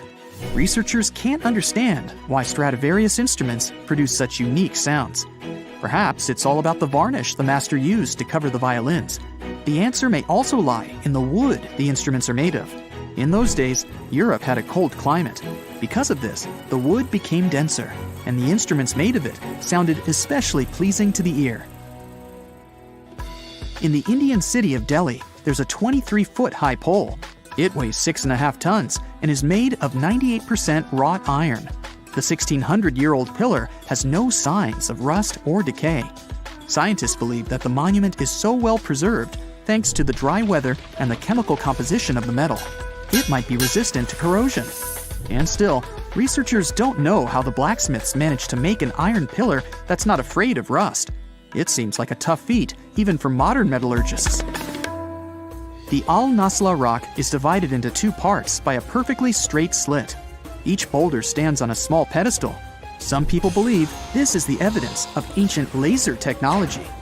But geologists think the split happened due to the ground shifting or natural vibrations that occurred under the rock. This process led to the appearance of the crack. It had been deepening for thousands of years, and gradually, the natural monument took the form you can see today. In Utah, in the middle of the desert, there are striped ponds that seem to be something from another world. The color gets even more dramatic, contrasting with the red Moab desert. The ponds have those stripes because of the evaporation.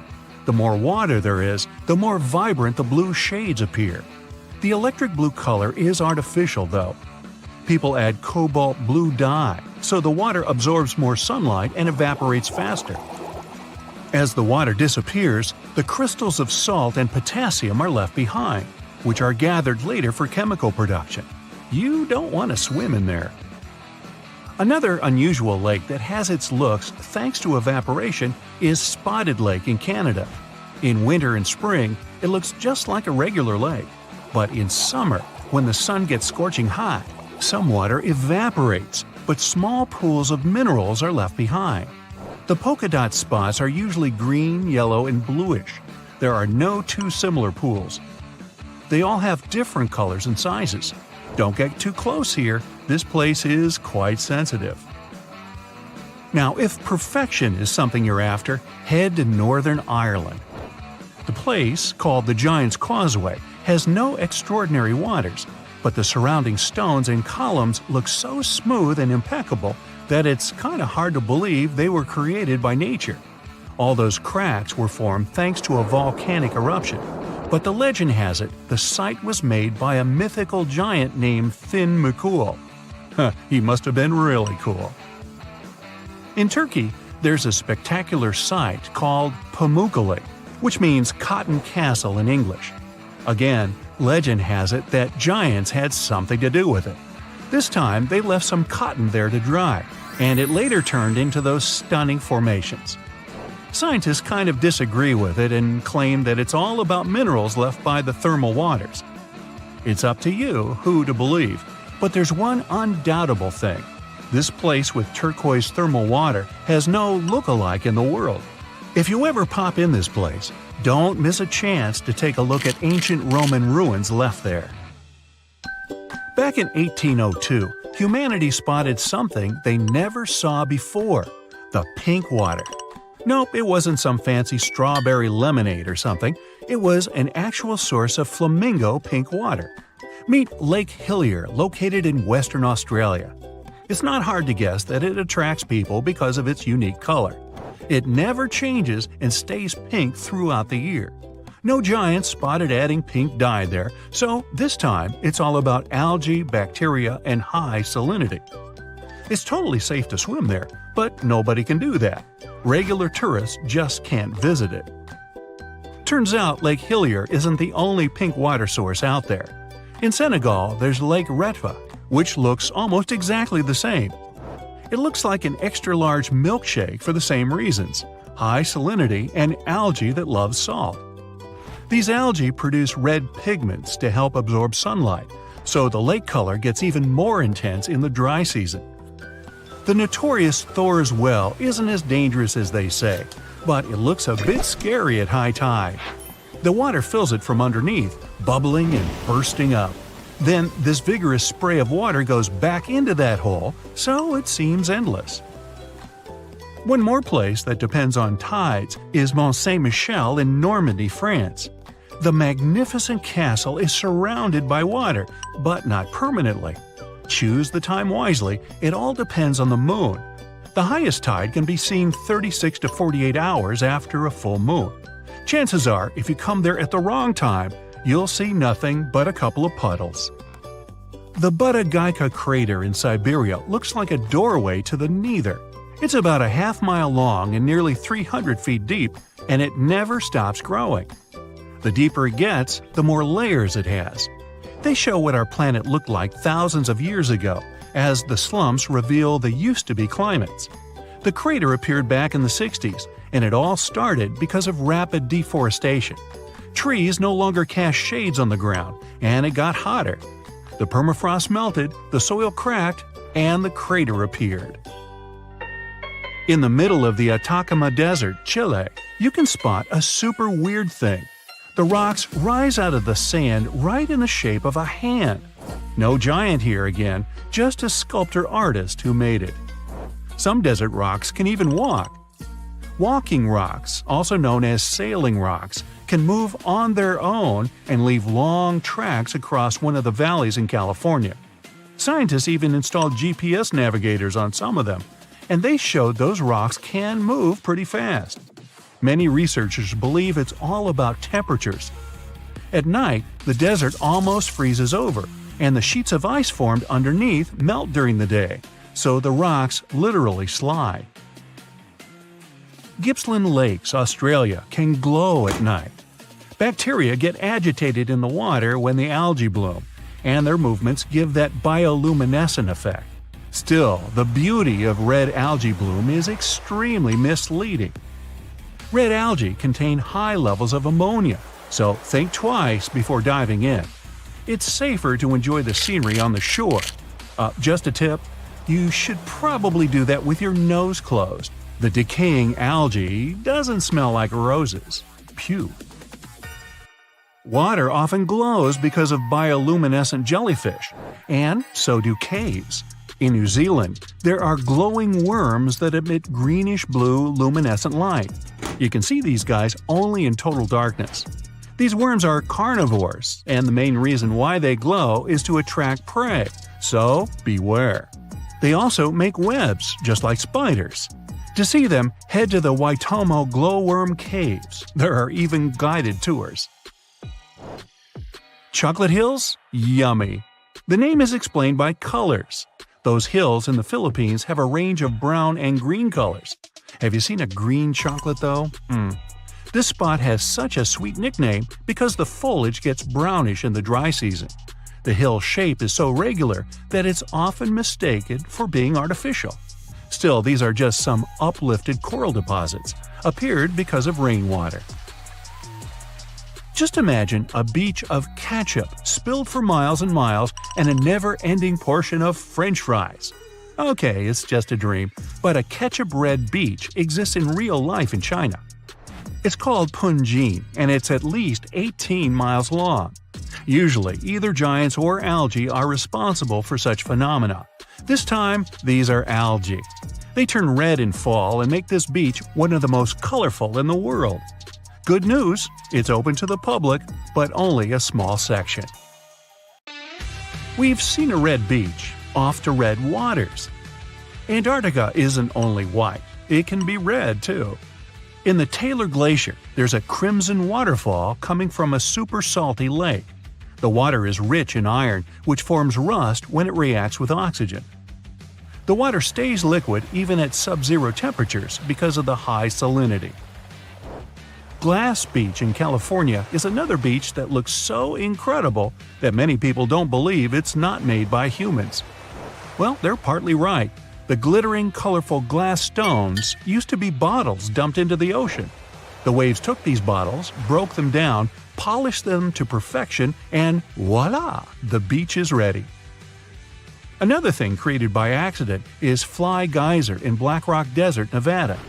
An energy company was drilling the soil in search of geothermal water, and boom! Today it's a scalding fountain of green and red water rising up to 5 feet high. Well, let's play a guessing game. Why is the water colored? It was a random giant walking around who added some dye in there. Or it's the thermophilic algae. Right, it's all about the algae again. In western Venezuela, locals living close to the Catatumbo River aren't afraid of lightning because they see it almost every single night within the clouds. It starts at around 7 p.m. and doesn't stop until dawn. The everlasting Catatumbo lightning once stopped for a few months, from January to March 2010. It was probably due to drought. No magic algae in this river, guys. Many believe it's just because of cold and warm air currents meeting around the area. Now, this island may not have incredible natural phenomenon, colorful algae, or even giants, but it has an enormous population of cats, which makes it literally the best place in the world if you like cats. Cat Island in Japan has quite a plain story. Back in time, people would go there in search of silkworms. Mice feed on those worms, so cats were a must there. If tourists come there, they can stay in cat-shaped cabins. Clever. Naturally, no dogs are allowed there. Oh, and if you want to make a donation, you can always feed the kitty. You're hiking in the wilderness, looking for a safe spot to set up camp. All you can hear are leaves and branches cracking under your footsteps. Some squirrels are running up a tree over there. But suddenly, something unexpected happens. You notice something weird in the distance in between the trees. It kind of looks like a concrete structure of some sort. Weird. At this point, you're at least 20 miles deep in the woods, and there are no nearby towns or villages, as far as you know. So you decide to go off the trail with your friends to get a closer look. But as you get nearer, you realize that it's actually a 12-foot tall staircase, and it's leading to nowhere. What's it doing there in the middle of literally nowhere? And it doesn't even lead to anything. You put on your Sherlock Holmes cap and investigate. So maybe there used to be an old house or mansion here that collapsed over the years, and the only thing left is this staircase. But weirdly enough, after circling the bizarre structure, you realize there's no trace of any ruins or even foundations. It's like someone just sliced a staircase off their house, cake style, and plopped it here for no reason. Okay. You and your friends aren't really into getting a whole lot closer. Something feels wrong. The longer you look at this weird structure, the more you feel a super creepy presence. Something tells you you should probably leave the area as fast as possible. You can't explain the feeling or take your eyes off the creepy staircase. You take out your phone and snap some pictures. Then, after a lot of hesitation, you take a few steps closer and notice that the stairs don't seem to be all that ancient, a few decades old at best. There's moss growing out from some cracks. Your friends have had enough. They ditch you and run back off to the trail, leaving you alone on the staircase. You put your foot carefully on the first step. Wham! Adrenaline rush. As you ascend to the top, someone touches your shoulder. You jump and turn around. All you see is black. As weird as this sounds, discoveries of random staircases illogically found in the woods are surprisingly common. Some are made of wood, others are bricks or stones. Some look ancient, while others look like they were finished yesterday.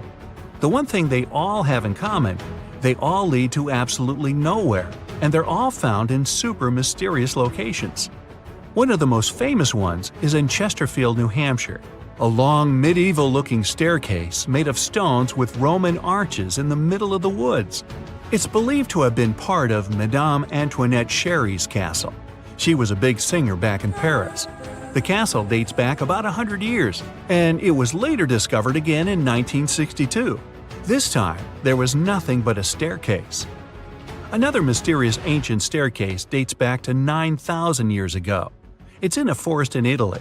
It looks like a series of stairs that led to a tiny platform at the top. Why go through all the trouble of building the thing if it leads to nowhere? Well, some experts think it could have been some sort of ritual tower, but your guess is as good as theirs. Some of the more modern staircases found in the woods also have an added bonus. They come with their own urban legends. Gee, would that be a 2-story or 3-story staircase? One of the most popular stories comes from the Philippines, where a forest ranger called Torkik allegedly went out on one of his routine patrols to look for missing people deep in the local jungle. That's where he claims he found some seriously out-of-place stone staircases. They even had weird markings on them. To get a better look at what was around him, he decided to climb up one of them. Just then, he was approached by a vicious stray dog that forced him further up the stairs. A few hours later, he came back to the village. Only thing was, he had been missing for 5 years. Was that staircase a time-traveling portal? Another account allegedly dates back to the 1940s, around the time of the Roswell UFO mystery. A man who claimed to be a scientist was sent to assist in investigating one of the many animal-related cases that kept popping up. Little did he know, this 1 to 2 week investigation would end up lasting 6 months. His team encountered a random wooden staircase in the woods that seemed to emit some type of frequency. They camped around 100 feet from it that night, but the next morning, it vanished. All that was left was a black burn mark where the staircase was. 2 days later, it reappeared out of nowhere, 160 feet from its original location. The team wanted to get a sample of the wood to send it off to the lab. There was one problem. No matter how hard they tried, it was impossible to chip off a piece. The wood from the staircase was apparently indestructible. These weird mystery stairs have been around since ancient Cambodia. Right in the middle of the jungle is an abandoned 2,000-foot-long staircase leading to, nowhere. According to experts, this staircase was built about 1,000 years ago.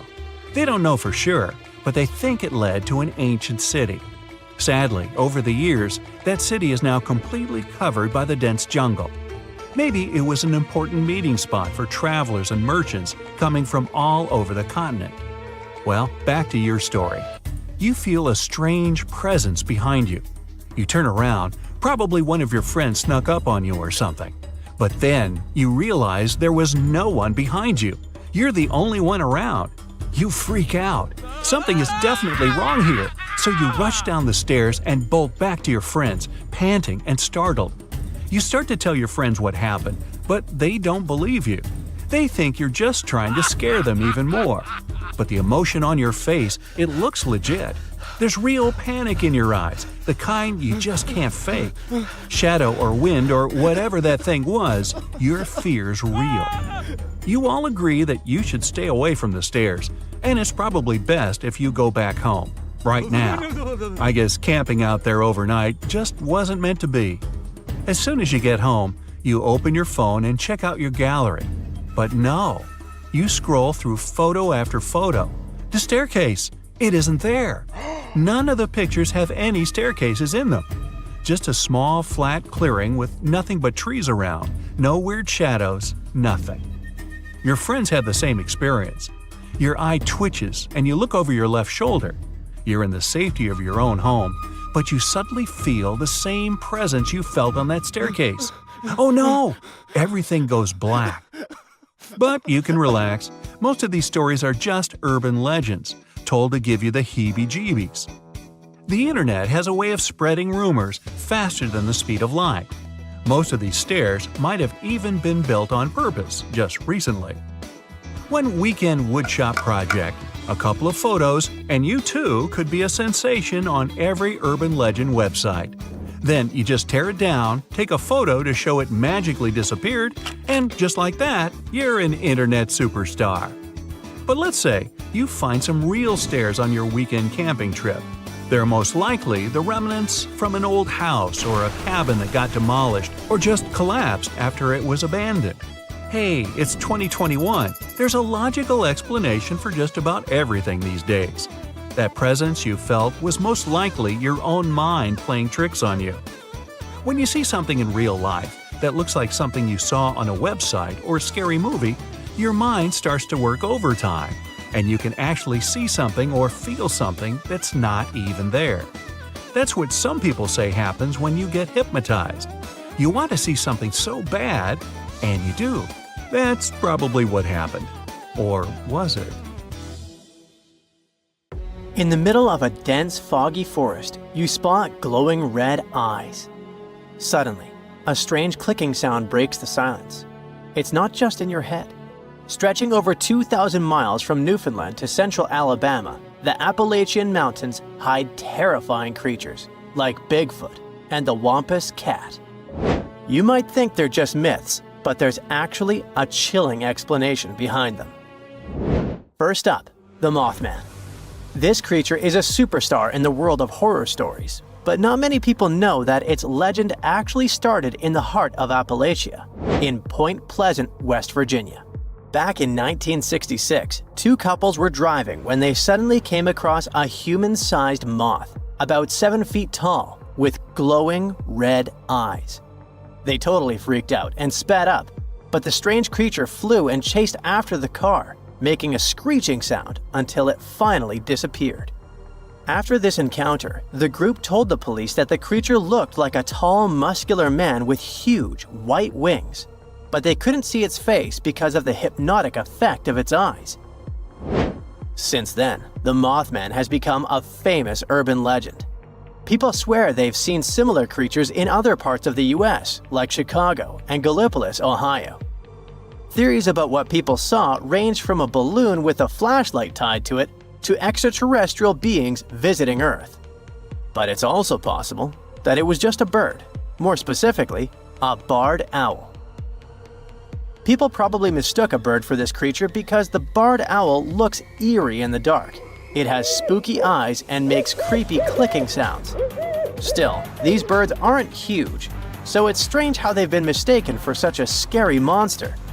Wait, what did people actually see then? The second strange beings are known as the Moon-Eyed People. This was a group of bearded, flat-faced, pale people with big blue eyes who supposedly lived all across Appalachia. Why did I say supposedly? Well, because no one could ever prove they actually existed. The stories about them were part of the Cherokee folklore, so we don't really know how reliable the information is. Still, their legends creeped out both locals and visitors in Appalachia. The Moon-Eyed People were said to come near a house at night, and people inside would hear them talking, but they were warned not to go outside, and no matter what happened, they couldn't watch them. In the morning, they'd find their corn gathered as if someone had helped them. Or the opposite, fields completely cleared like a whole group of men had been working there and taken all the crops. One of the most famous stories about them involves a mysterious stone wall found at Fort Mountain State Park. It was built between the years 500 and 1500, but no one knows who actually built it. Some people believe it was the Moon-Eyed People's work, and the ruins today are proof they really existed. They might not be delusional though. One theory suggests that the Moon-Eyed People were actually Welsh people. At the time, they were in Appalachia, mining the mountains, and the Cherokee gave them this nickname because they lived underground and had great night vision. Hey kitty kitty, come here. Oh wait, what's that? According to legends, the Wampus Cat is a half-dog, half-cat creature that roams the Appalachians after dark, or just before dawn. And it can run totally upright on 2 legs, so if it comes running after you like a human would, you'd better hide fast and don't look at it. Rumor has it that its yellow eyes can pierce the hearts and souls of anyone unlucky enough to cross its path, driving them to the edge of madness. Okay, that's probably just folklore, but the real-life creature that might be hiding behind these legends isn't much friendlier. The stories describe the Wampus Cat as a kind of underwater panther, so some experts believe it sounds a lot like a mountain lion. Apparently, they're really strong swimmers and cross a large lake without much difficulty. Now, let's say you're driving in the Appalachian region at night. Suddenly, you spot an animal in the middle of the road. You slow down and take a closer look. It looks like a deer, but there's something off. Its eyes are too close together, its head is misshapen, its neck is too long, and its legs move in unnatural ways, almost like a puppet on strings. Oh, and even if you honk, this creature won't move. It's definitely not afraid of you. This is the not deer. Although some people have reported sightings as far away as Texas and even Norway, it's definitely an Appalachian myth. One young woman said she was hiking when she spotted a doe. Suddenly, the animal looked right at her. and she noticed that all of its knees were bent backwards. Any direction a deer's knee is supposed to go, the deer's knees did not. Oh my. Anyway, the internet is flooded with people talking about the not deer and its creepy behavior. But the thing is, we can't find a single photo or video that proves it actually exists. So what could it be? One explanation points to sick animals. There's a neurological condition known as CWD that affects different deer species like elk, moose, and even reindeer.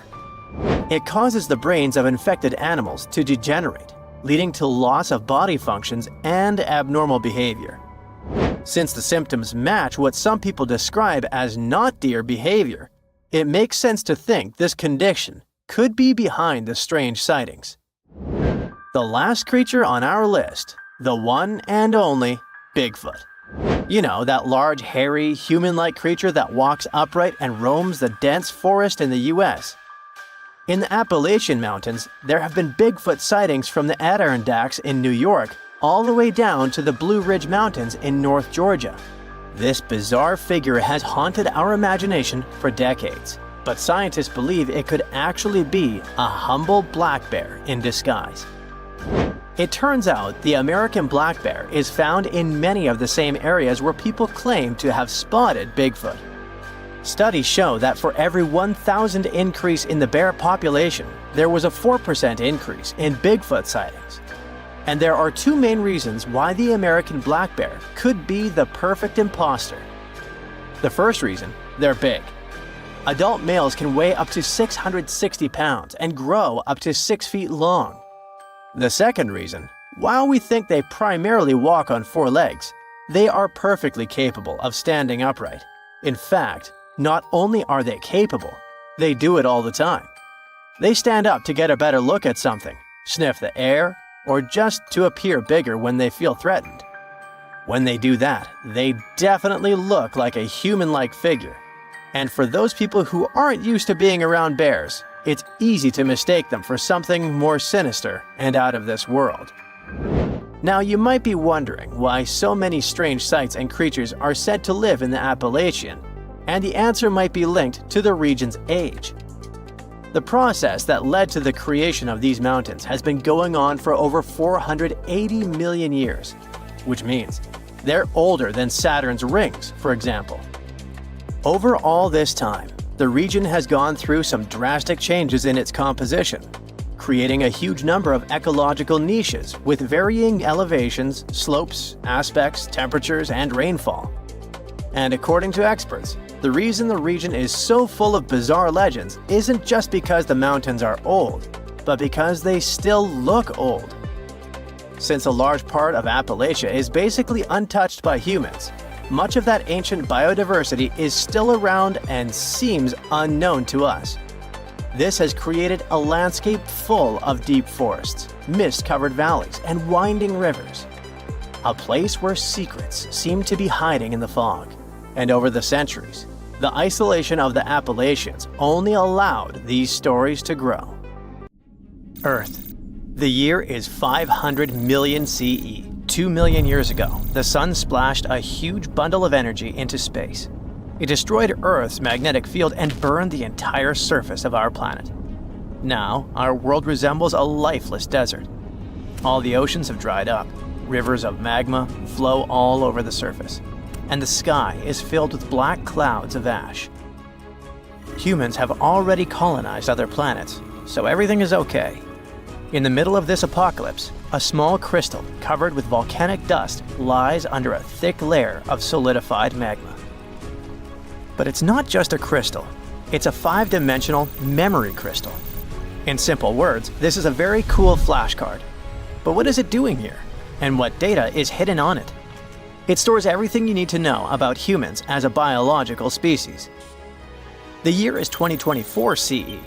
Scientists have recorded information to a unique memory card.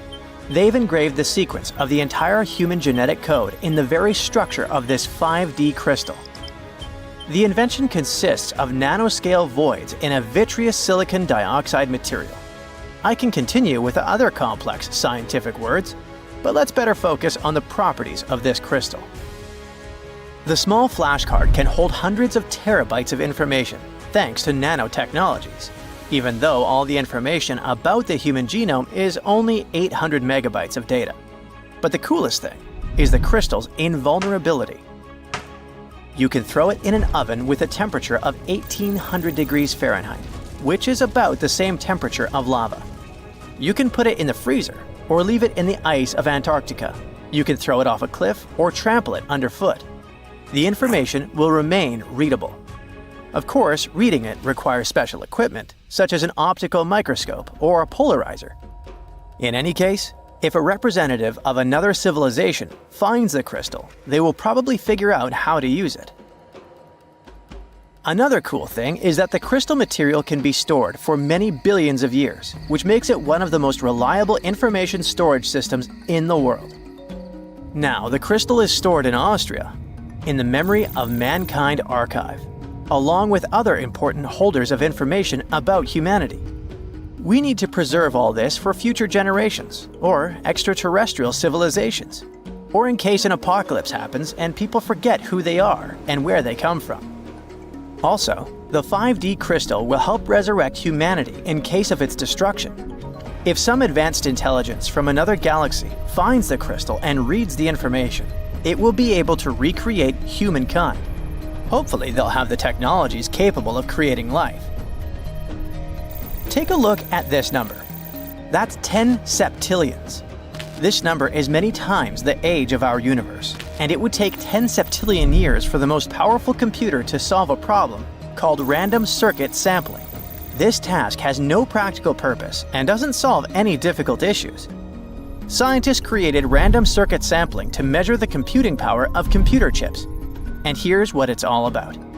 Google has created a quantum computing chip called Willow that could solve random circuit sampling in a few minutes. A stunning result that can significantly accelerate the development of all technologies on Earth in the coming years. A chip the size of a small mint candy was invented in California. Already, scientists are confident that Willow is capable of making a huge leap in the field of medicine development. What will happen next? The creation of thermonuclear reactors, the enhancement of AI, the invention of endless energy sources, and much more. For example, quantum computing and AI will be able to read MRI images at the atomic level. Quantum computers will evolve much faster than traditional ones. There's a lot of technical data that shows why quantum computers are so superior. But let's check out one crazy idea that explains quantum computers' advantages. It says that quantum chips exist in many parallel universes at once, and this corresponds to the idea that we live in a multiverse. In simple words, a quantum computer can simultaneously perform more tasks in different states. It's hard to understand, but here's an example. Take a rat and put it in a large maze. It will study every corridor and every corner and spend a lot of time before exploring the maze completely. But a quantum rat will be able to explore every corner of the maze at the same time as if it has many clones or one common mind. A quantum computer does the same thing. See this robot walking awkwardly around the room? And here is another robot on wheels that randomly drives from side to side. Who do you think controls these robots? A scientist? AI? A program? The answer is much stranger. These robots are controlled by mushrooms. Mushrooms are interconnected through mycelial networks that resemble human brain cells. They transmit impulses to one another and communicate in ways unknown to us. But what if they could transfer these impulses to something mechanical? Scientists from the USA decided to conduct such an experiment. They took the king oyster mushroom and grew its mycelium into the electronics of a robot. Of course, its motion was chaotic, but scientists still believe the experiment was a success. They managed to transfer the electrophysiological activity of the mushrooms to the outside world. That is, they created a biomechanical device. Mold and fungi are very tenacious. They can survive in harsh conditions and adapt to environmental changes, which is why they're so convenient to use in cybernetics. Scientists have taken a small step toward big discoveries. If today, mushrooms can transmit a signal and make a robot move, then, in the future, scientists hope to develop better ways of communicating with a live system. With this technology, we will know the reactions of mushrooms to various environmental changes. For example, mushrooms will be able to react with nerve impulses in places where toxic waste is released. We will record these signals and neutralize the effects of pollution. What if mushrooms can also respond to changes inside our bodies? Imagine swallowing a capsule with mushroom spores that are connected to nanorobots. Mushrooms enter your organism, scan your body, and transmit information to a computer. Then the doctor prescribes treatment for you. But the coolest thing is that in the future, the technology could go even further. What if we could translate mushroom signals into words and communicate with them? It might sound too psychedelic, but why not? We all know that plastic is not the best thing for our planet. The good news is that scientists have created living plastic, which can decompose itself within several months. In 2016, a special type of bacteria was discovered at a plastic recycling plant in Japan. The bacteria are capable of degrading a particular type of plastic. Over the years, scientists have discovered other similar bacteria and upgraded them, making bacteria eat plastic more greedily with the help of produced enzymes. It would be awesome if soon people would use self-destructing plastic much more often. You've probably seen how doctors examine the brain in the movies or in hospitals. They apply a sticky gel and put a helmet with a dozen electrodes connected to the head of a patient. These electrodes are, in turn, connected to a computer that displays information about the activity of the human brain. All this is a rather inconvenient and time-consuming process, but recently, scientists have found a much easier way: temporary electronic tattoos. A liquid ink applied to the head is as effective and accurate as conventional electrodes. And unlike them, ink is much easier to customize. Electronic tattoos are set up faster, and they're more comfortable for the client. The technology is a real breakthrough in the field of diagnosis and brain monitoring. The special ink is made from conductive polymers. Doctors spray it from a custom inkjet printer directly onto the patient's head. The next step for scientists is to make the ink more convenient so that it can be applied to different types of hair and hairstyles. It's 9:59 a.m. when a man is jolted awake in his bed by a powerful, mysterious force. While he's trying to figure out what's going on, a giant 100-foot-tall column of water is already surging toward his hometown. In 20 minutes, most of his friends and family members will lose their lives when a sky-high wall of water sweeps away buildings, trees, and cars.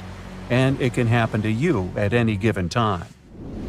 It's the day after Christmas in 2004. Thousands of tourists from Europe and America are enjoying tropical beaches in Thailand, Sri Lanka, and Indonesia when a powerful undersea earthquake strikes off the western coast of northern Sumatra, Indonesia. It's a 9.3 magnitude earthquake, the most powerful ever recorded in Asia. It triggers one of the largest tsunamis in history, the Boxing Day tsunami, which will take the lives of 230,000 people within a few hours. The city of Banda Aceh in Sumatra, Indonesia, home to 260,000 people, is the closest to the earthquake's epicenter. In less than half an hour after the quake, huge 10-story tall waves crash into the city. More than 60,000 people lose their lives immediately. The destruction is so severe that almost no one in its path survives. Next, the tsunami hits Thailand. The waves, rushing at a mind-boggling 500 miles per hour across the Indian Ocean, reach the shores of Phang Nang and Phuket about 90 minutes later. Despite such a significant time gap, both locals and tourists are caught totally off guard. Many beachgoers even walk out onto the beach, curious about the strangely receding sea, only to be overtaken by a towering wall of water. Nearly 5,400 people, including 2,000 foreign tourists, won't survive that day in Thailand. An hour after Thailand, the tsunami hits southeastern India near Chennai. Debris-filled waves push miles inland, taking the lives of more than 10,000 people. Sri Lanka faces even worse devastation.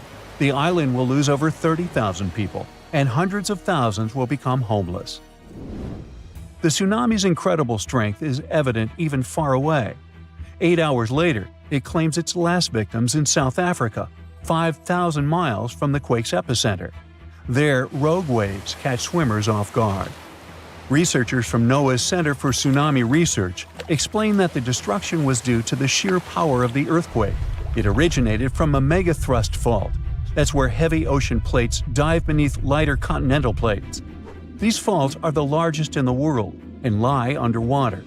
The 2004 earthquake ruptured a 900-mile stretch of the Indian and Australian plates, 31 miles beneath the seafloor. Plus, instead of one quick jolt, the quake lasted for 10 minutes and released an unimaginable amount of energy. During the shaking, massive sections of the seafloor moved upwards by 130 feet. That's a lot. Such a sudden movement set colossal waves rippling across the ocean. Imagine it like dropping a massive pebble into the water. The thing is, tsunami waves aren't like those surfing waves you may imagine. No, they look like a fast-moving whitewater river that floods everything in its way. If you get caught in those raging waters, it's almost impossible to survive. If the powerful currents don't pull you under, floating debris will. That's the reason why, during earthquakes, there are usually many injuries and fewer lives lost. With tsunamis, it's the opposite. There's way fewer injuries than fatalities because it's too hard to survive. Catastrophic tsunamis like the one in 2004 are rare. That's why India and Sri Lanka had no record of such disasters. This lack of experience, combined with the absence of warning systems, made the consequences of the disaster even more tragic. People didn't feel the earthquake because they were far from the epicenter. And with no natural warning signs, no official alerts, and no history of tsunamis, the waves that hit crowded coastlines had devastating effects. By the way, the Pacific Ocean, the largest ocean on Earth, is where most earthquakes and tsunamis occur. Locally damaging tsunamis strike somewhere in this ocean about once every 1 to 2 years. 76% of the recorded fatal tsunamis happened in the Pacific. And 99% of tsunami casualties are caused by local or regional tsunamis, which occur more often and hit quickly. But then a question arises. Could a tsunami as devastating as the Boxing Day one happen again? Unfortunately, the answer isn't very straightforward. A warning system has indeed been established in the Indian Ocean. Its goal is to alert coastal nations of potential tsunamis. But human behavior is still a critical challenge. This became clear during a real-life test in 2012. That's when many residents of Banda Aceh, Indonesia, simply ignored evacuation towers after a tsunami warning. People never seem to learn, huh? The Indian Ocean Warning Network uses undersea pressure sensors placed near tectonic plate fault lines. These sensors detect any changes and transmit data to surface buoys, which then send it via satellite to control centers on land. Authorities analyze the information and decide whether to issue warnings and evacuate at-risk areas. Aceh, located on one of the world's most active fault lines, implemented additional safeguards. They installed sirens in coastal cities, and people get alerts on their cell phones. Plus, there are evacuation towers, reinforced concrete structures capable of holding 500 people. They are special safe zones. Authorities did test how well-prepared people were. In 2009, 18 Indian Ocean countries participated in an evacuation drill, simulating a large earthquake. Thousands of coastal communities took part in this drill, and officials concluded that the exercise had been a success. Fast forward to the system's first real test in April 2012. An 8.6 magnitude undersea earthquake west of Aceh triggered tsunami warnings. And even though there were no significant waves, the whole situation revealed critical flaws. Many residents ignored evacuation towers, choosing instead to flee by car or motorbike. This led to citywide traffic jams, with people getting stranded in areas vulnerable to a potential tsunami. It was chaos. Some residents even went back to the beach to look for the signs of a tsunami, which is a life-threatening mistake. So apparently, there is still a lot of work to do when it comes to tsunami survival. But what you need to know by heart is the signs of an impending tsunami. First of all, it's severe ground shaking. Strong earthquakes near coastal areas can generate tsunamis. If you notice that water on the beach starts to recede at an alarming rate, exposing the ocean floor, reefs, and stranded fish, run. Then there might be unusual ocean sounds. Keep in mind that a loud roaring noise, resembling a train or jet engine, may accompany an approaching tsunami. If you notice any of these warning signs, do not wait for official evacuation orders. Leave low-lying coastal areas immediately and move to higher ground as fast as possible. If you're at home, make sure your family members know about the tsunami and follow official guidance. You should remember that locally generated tsunamis may strike within minutes. You have to act quickly. If it's a distant tsunami, you may have more time to evacuate. If you don't have an opportunity to move inland, hide in high reinforced concrete buildings. Avoid staying in small buildings or homes in low-lying areas. If you're on a boat, stay offshore. Tsunami activity isn't as dangerous in deep water, so avoid returning to port during a tsunami warning. If you're already in port, check with harbor authorities for guidance. If it's possible to move to deep water, do it in an orderly manner. It may be safer for small boat owners to leave their vessel and move to higher ground. And always, prioritize moving to higher ground over saving your belongings. If you live in a coastal area, you can take some measures to protect your property in advance. Since most tsunami waves are under 10 feet, you may consider elevating your house. It can reduce damage. You can also consult an engineer to assess and reinforce your home. And finally, don't forget to protect outbuildings too, and create fences that will allow animals to reach higher ground. There's something really bizarre going on at these 12 points scattered across the Earth. The vile vortices, as they're called, are these creepy spots over the Tropic of Cancer, the Tropic of Capricorn, and the North and South Poles, where weird forces seem to take over. You've probably heard of the most famous one, the Bermuda Triangle. It's believed that more than 50 ships and 20 airplanes have mysteriously disappeared in this area, which is located between Florida, Bermuda, and Puerto Rico. But what most people don't realize is that the Bermuda Triangle actually has 11 siblings, and these other spots can be even more terrifying. Let's start with Mohenjo-Daro. This was a thriving city located in what is now Pakistan. Built around 2500 before the Common Era, this urban center was once home to about 40,000 people. But then, suddenly, people abandoned it by the year 1700 before the Common Era. In the 1940s, an archaeologist discovered 39 human skeletons at the site, which fueled the theory that the city was invaded by some other civilization at some point. But honestly, it's hard to confirm that, since archaeology doesn't really explain the city's sudden destruction or the disappearance of its people. It's led to a bunch of bizarre theories. One of them talks about an ancient extraterrestrial race that might have lived there, and a malevolent wind that swept through the city. Another ancient city with a similar mystery is the Great Zimbabwe. Its construction began in the 11th century, and at its peak it housed up to 18,000 people. But for reasons we'll probably never fully understand, it was abandoned in the 15th century. Archaeologists were really interested in this place, and that's when things got even weirder. They found 8 of these birds, now called the Zimbabwe birds. These soapstone sculptures were found sitting on stone columns that were over 90 centimeters tall. Nothing like them has ever been found anywhere else, and their meaning is still a total mystery. Some think each bird represents a new king, but other theories suggest they were ancient animals very dear to the people who lived there. Adding to the mystery, local legends talk about a strange, short man who's sometimes seen wandering around, but he always disappears before anyone can get close. Then there's Easter Island. another one of the 12 vile vortices. It's located in the eastern Pacific Ocean, and it's famous for its nearly 1,000 enormous statues called moai. We still don't know what they mean, or how they were made. Some of them are almost 30 feet tall and weigh as much as 80 tons.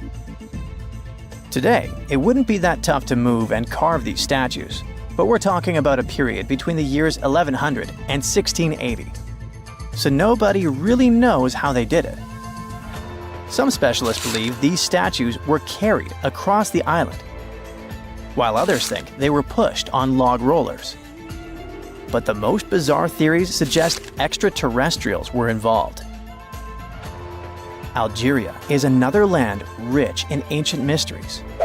And one of the most fascinating is something called the Jeddars. These are 13 monuments with square stone bases and angular mounds, built between the 4th and 7th centuries. But the weird part is, no one knows their purpose.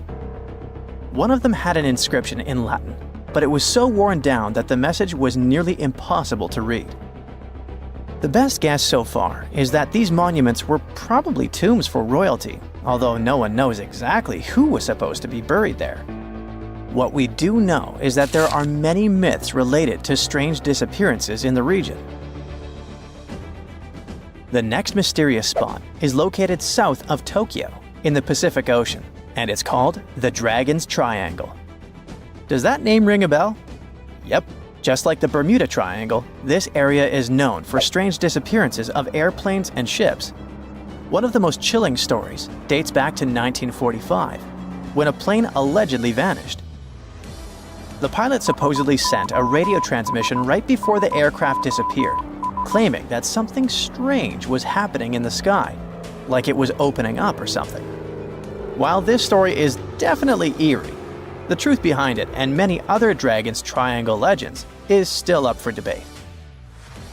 If you type Hamakulia volcano into Google Earth, you'll find it located in Hawaii's Ring of Fire. But this place is so shrouded in mystery that it's hard to find much information about it. Some legends speak of unusual electrical energy being detected in the area, and there's even a story about an eyewitness who claimed to see a plane flying over it totally disappear from the radar. Another eerie spot is the South Atlantic anomaly, which is an area on Earth where natural radiation flows out of control. While this doesn't affect our daily lives on the surface, it has a pretty big impact on Earth's atmosphere. The radiation there is so intense that it can knock out the onboard computers of spacecraft and interfere with the data collected by satellites passing through the area. To deal with this, specialists had to add an additional shield to the International Space Station. The South Atlantic anomaly is also linked to a weird event that astronauts experience called cosmic ray visual phenomena. They've reported seeing random flashes of light or shooting stars out there in space, but it's all just some kind of illusion. From wild radiation to strange seismic activity. The Wharton Basin in the Indian Ocean is a place known for unusual tectonic events. In April of 2012, a massive earthquake measuring magnitude 8.6 hit the region. This was considered the largest intraplate earthquake ever recorded, meaning it happened within a tectonic plate rather than at its boundary.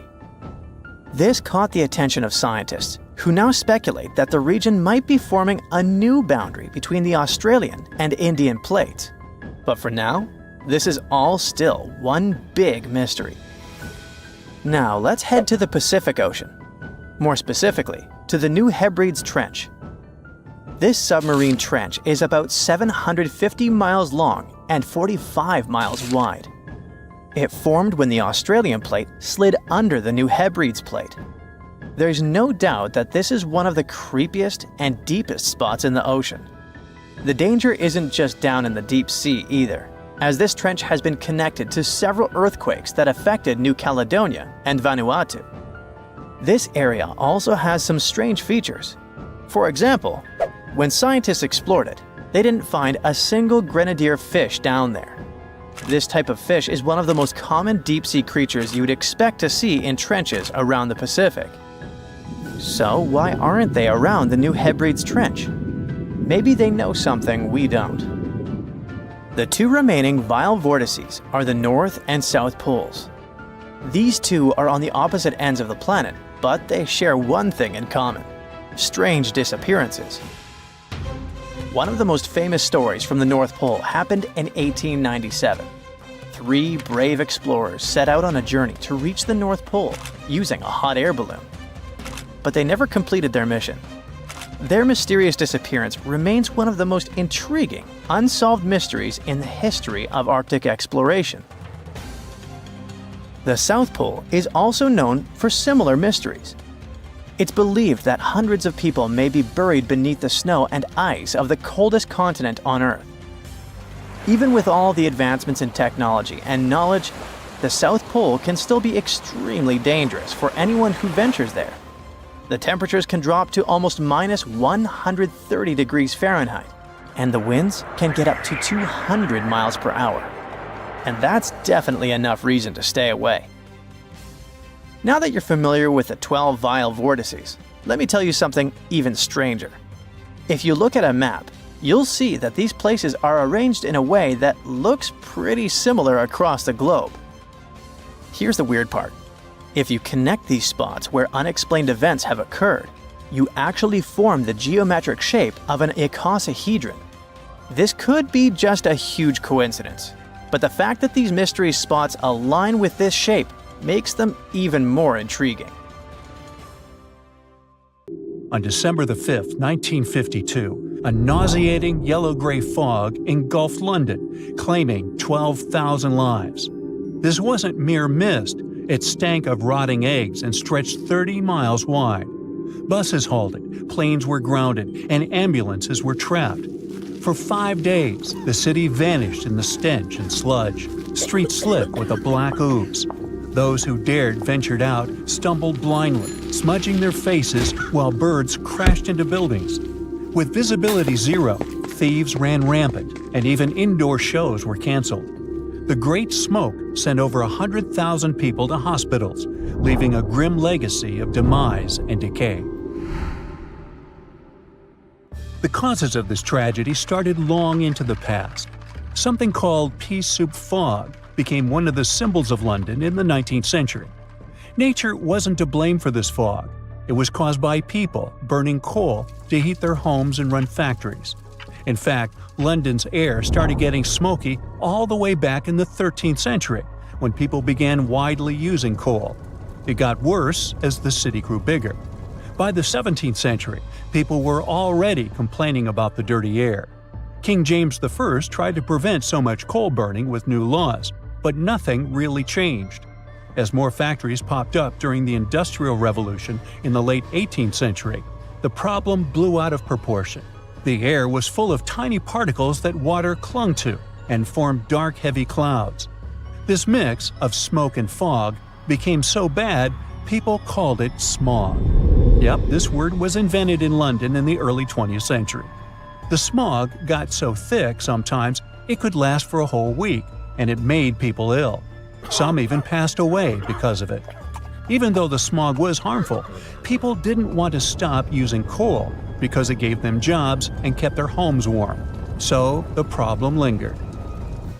By the 20th century, thick fogs were happening less frequently, finally, because factories started moving away from the city.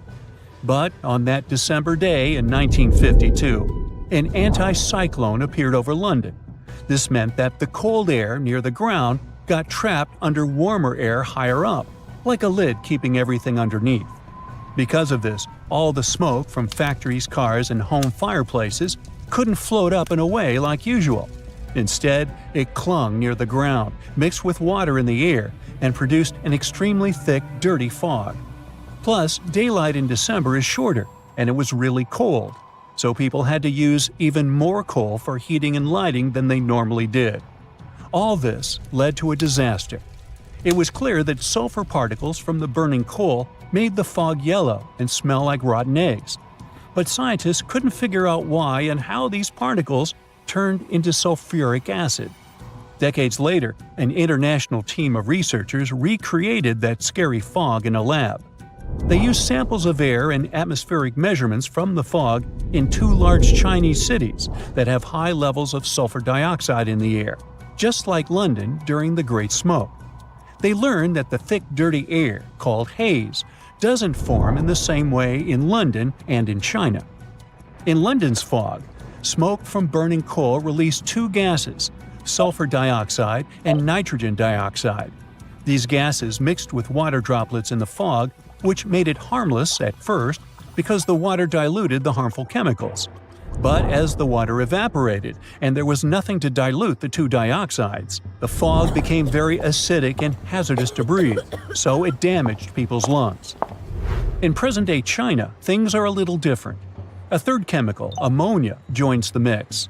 Now ammonia, which comes from farms and cars, helps balance out the acidity of the fog, so it's less harmful than London's deadly fog.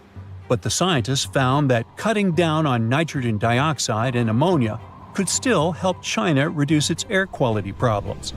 They hope that their discovery will help both understand London's past fogs and give China ideas for making its air cleaner. It could also save the health of millions of people around the world who are now living in cities with bad air quality. After the terrible fog of 1952, everyone realized how serious London's air problem was. 4 years later, the British authorities created a law called the Clean Air Act to stop something like that from happening again. This law banned people from burning smoky fuels like coal in their homes or in factory furnaces in some parts of the city. To help people adjust, the authorities gave them money so that they could switch to cleaner heating options like oil, natural gas, or electricity. It took time for these changes to make a big difference, and sadly, another dangerous smog happened in 1962. But the Clean Air Act was a very important first step for protecting the environment and people's health. Almost a century before the Great Smoke, another smelly event happened to London, the Great Stink. Back then, people didn't have proper bathrooms or sewers, and all the waste from houses and factories went straight into the River Thames. When the weather got super hot in July and August, the water level in the river went down, and piles of waste, sometimes 6 feet, popped up on the muddy banks.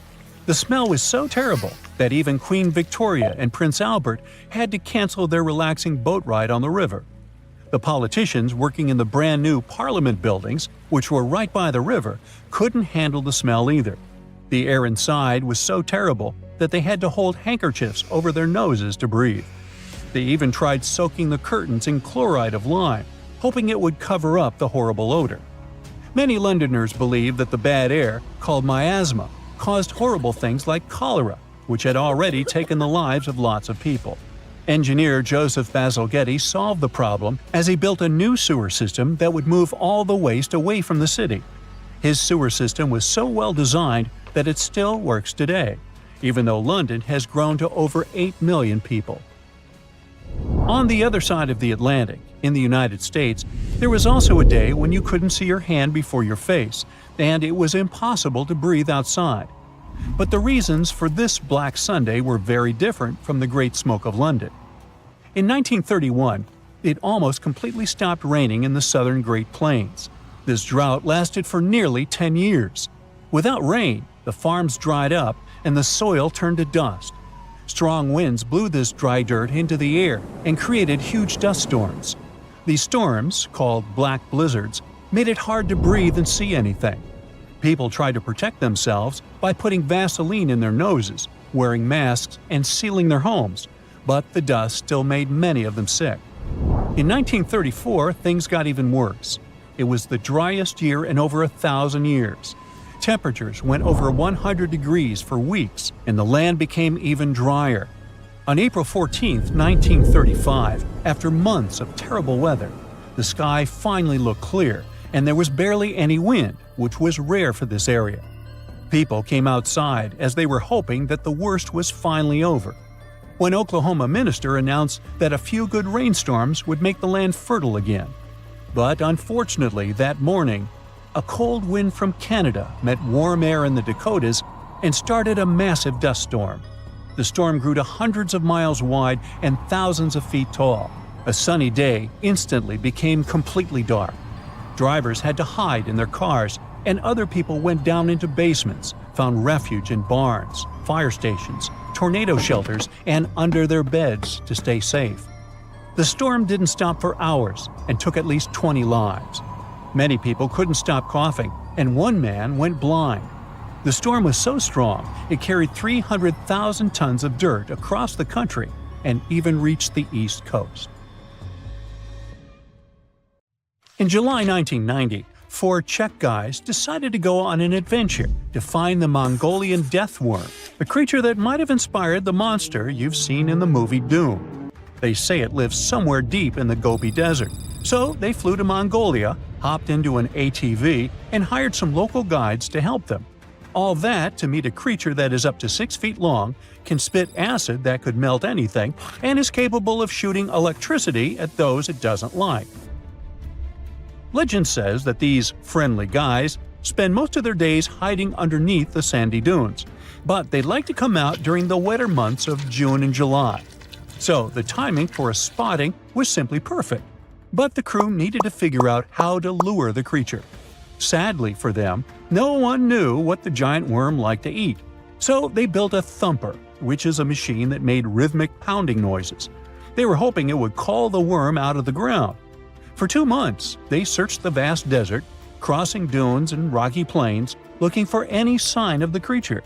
But alas, it didn't really work out. Ivan McCurley, who was the leader of the 1990 expedition, came back to Gobi Desert again. He once tried to attract the megaworm with blasts, and the second time he used a small airplane to scout the dunes. Over the years, groups from America, Britain, and New Zealand organized big expeditions to the Gobi Desert to try and find the creature. Many others came from all around the world on their own and found nothing. The people in the West first found out about the megaworm of the Gobi Desert thanks to an American paleontologist, Roy Chapman Andrews. This brave man was probably the inspiration for Indiana Jones. In 1926, he wrote about the creature in his book. At a meeting with Mongolian leaders, Andrews heard detailed descriptions of the creature, even though none of them had ever seen it themselves. One of them described it as looking like a sausage, about 2 feet long, with no head or legs. According to him, the worm was so venomous that just touching it could instantly take your life, and it lived in the loneliest parts of the Gobi Desert. Andrews didn't think the creature was real, but he shared these stories again in another book. In May 2005, 4 friends from Great Britain who search for monsters professionally decided to try their luck. They made drawings of the worm and hired local people to hand out flyers all over the Gobi Desert. These flyers offered a reward to anyone who could give information about the worm or even bring them a specimen. They thought loud sounds that other explorers tried would scare the beast away. Some told them it likes damp conditions, so they came up with a plan to block streams of water to create wet areas that would lure the worm out. Their plan didn't work because it was too hard to build dams in the desert. They ended up using small traps, but didn't find any actual proof that the worm existed. But they did meet locals who shared interesting stories about strange creatures they had seen over 70 years. Over the years, stories of the monster spread around the world. In some of them, it's only 1 foot long. In others, it's as large as a human. It's white-gray or scaly and brown, or maybe fleshy and bright red. Someone said it resembled a snake, or maybe a caterpillar, or maybe it has wings and can fly. And some believe it could be a supernatural evil being without a body. Maybe the stories are so different, and the search operations are so fruitless, because the creature doesn't even exist. Or it could be one of many cryptids. Those creatures like Bigfoot, Yeti, the Loch Ness Monster, their existence has yet to be proven. In 1983, one scientist who was visiting the region heard that an old man had managed to catch the mysterious worm. He also learned there was a nest nearby. The scientist bravely approached the hole in the sand and put his hand inside. A giant creature dragged him in, and he was never seen again. Just kidding. He actually found a Tartar sand boa inside. It's a chunky, burrowing, non-venomous snake that has small eyes and gray-brown scales. He showed it to the locals to verify if it was the monster, and supposedly all of them said yes. Most Mongolians who know about the worm still believe it's real. Now, even though people call our supposed monster a worm, it's just what it sounds like in the English translation. Many Mongol cultures have used this word for centuries to refer to any animals they thought to be really dangerous, especially snakes, even non-venomous ones. So, it doesn't have to be a literal worm after all. Worms are soft and squishy, but a creature living in the harsh Gobi Desert would need to be tougher, more like a snake or a type of lizard without legs. Neither of these creatures can shoot electricity or spit acid like they say the death worm does. But some snakes, like cobras, can spit venom that's dangerous for people. If it were real, the creature would have a backbone, and explorers searching for it would likely find some bones or evidence left behind. And there are actually fossil remains all over the Gobi Desert. Scientists found representatives of over 80 dino groups here over the last almost 100 years. It all started with the world's first dinosaur egg nests. This discovery changed all the scientists knew about dinos.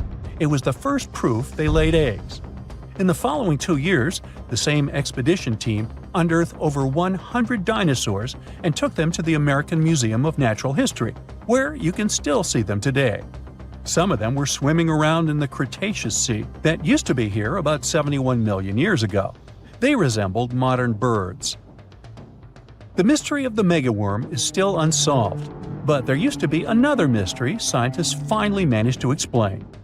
Back in the 13th century, a famous traveler, Marco Polo, not the guy from the swimming pool game, crossed the Gobi Desert. He thought he could hear mysterious noises, like the sounds of musical instruments such as drums. He wrote about it in his book and believed he might be hearing the voices of restless spirits. Scientists call these noises singing sands or booming sands. Unlike the squeaky sound you might hear when walking on a sandy beach, these desert sounds are much louder, like a musical instrument playing deep, haunting notes. Over the years, people came up with all kinds of ideas about what caused the sounds, like underground water or winds making the sand vibrate. Not all dunes can do this, and scientists wanted to figure out why. Sometimes the winds might cause a small avalanche on the side of a dune, and then you can hear the magical sound start. But this is rare. So, to study it, scientists had to help the dunes sing. They climbed to the top of a dune and slid down on their backs, using their hands and feet to push sand down. As the sand tumbled, the sound started softly and got louder. They could even feel the vibrations with their hands. So, they found out that for a dune to sing, a few special things need to happen. The grains of sand must be the right shape. The dune has to be big, and the sand must be very dry, so no singing after it rains. Inside the dune, there's a hard layer of packed sand that acts like a giant speaker. This layer bounces the sound waves back and forth, makes the noise louder and louder, and creates a haunting melody that can fill the desert air. In other words, the dunes can play tunes. Yeah, sorry, I couldn't help myself with that one. You're down in one of those polar seas where the Brinicle, eerily called the Finger of Death, is born. It's a strange, almost otherworldly place, the deep ocean, where light barely reaches. Everything down there seems to have adapted to survive in darkness and intense cold. But even those truly hardy creatures aren't ready for what a Brinicle can do. When that briny, super-cooled water starts dripping down, a ghost story begins. The formation of these Brinicles is a fascinating process, like an underwater science experiment happening in real time. We know that when seawater freezes, it doesn't freeze like fresh water. Because of all the salt in it, it has to push out impurities to form the pure ice that floats at the top. This means the salty water, or brine, ends up trapped in channels and pockets within the ice. When it sees the light of day for the first time, a Brinicle resembles a pipe of ice reaching down from the underside of a layer of sea ice. At first, a Brinicle is very fragile and its walls are thin. But the continuous flow of colder brine supports the growth of the Brinicle. It also prevents it from melting. Otherwise, this process would be inevitable, caused by the Brinicle's contact with less cold surrounding water. As the ice accumulates and the walls become thicker, the Brinicle becomes more stable. Over time, the brine trapped inside gets squeezed out through tiny cracks, dripping down in this cold, heavy plume. Once that cold brine starts flowing downward, it begins freezing the seawater around it into a sheath of ice. That's why, instead of melting as it hits the water below, it forms this icy casing that protects it, helping it grow longer and stronger. The Brinicle keeps moving forward inch by inch, and this crazy downward spiral is almost unstoppable. And when it touches down on the seafloor, that's when the trouble begins for anything living nearby. Imagine being one of those creatures on the seafloor, maybe a sea star or an unsuspecting urchin just trying to make it through the day. And all of a sudden, you see this icy tentacle nearing you. It isn't just some cold water coming down. It's basically a net of ice moving down and spreading out. There's no escape, no way to predict its coming, and no chance for survival. It's a slow-motion natural disaster in action. When a Brinicle reaches the seafloor, it continues to accumulate ice while the surrounding water freezes over. The brine keeps traveling across the seafloor in a downslope direction. Once it reaches the lowest possible point, it stops and pools. But don't let the danger distract you from how beautiful Brinicles are. Well, in their own creepy way. They look like something you'd see in a dream. Elegant, twisting ice tubes reaching down, perfectly symmetrical, and totally random. Filming a Brinicle is no easy task because they're delicate when they first form. Just the motion from a nearby current or a sudden change in temperature can snap them off, ending the show before it really starts. So, scientists who managed to capture Brinicles on film in 2011 actually got incredibly lucky.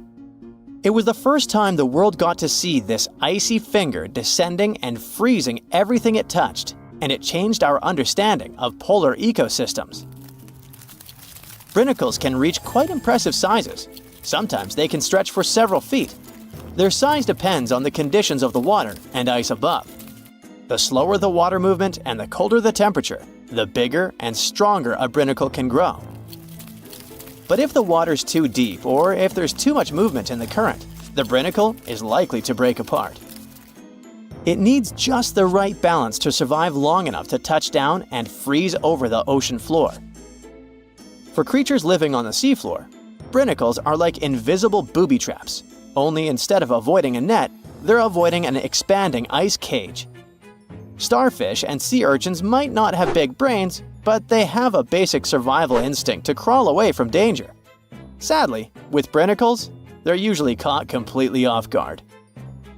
One second they're minding their own business, the next, an icy sheet is closing in around them, trapping them where they are and freezing them almost instantly. It's hard not to feel sympathy for these creatures, right? You watch footage of a Brinicle in action and you see a starfish just stopping. One moment it's moving slowly along the sand, and then it's frozen in place, totally helpless. It's like watching a train wreck in slow-mo. Luckily, Brinicles present danger only to smaller marine life forms like sea urchins and starfish. Bigger animals like seals or whales, or humans who happen to go diving in the ocean at the frigid poles, Brinicles are totally harmless.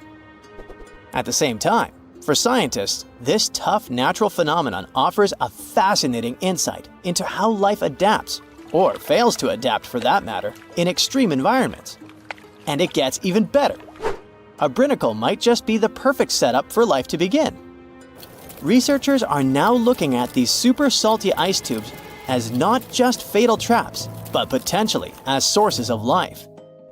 This theory isn't just science fiction, it's rooted in actual research. Here's how it goes. The brine channels in sea ice are full of tiny, confined spaces. Those are exactly the kind of places where chemicals can get trapped, concentrated, and start interacting in interesting ways. It's like setting up a mini-lab where the building blocks of life can come together and create something new. Scientists think this process of salt rejection in sea ice could have actually helped the first bits of life appear. Some researchers even think that this process might be happening right now on icy moons like Europa, Ganymede, or Enceladus. where there might have been frozen seas beneath thick ice layers. Just imagine it. Brinicles forming in other worlds of our solar system, laying down the foundations for extraterrestrial life, and all thanks to the same icy process that creates these fingers of death here on Earth. One way scientists describe brinicles is by comparing them to chemical gardens. Have you ever done one of those experiments where you mix metal salts into a solution and watch them produce plant-like structures? Well, you can observe a similar chemical process when a brinicle is in action.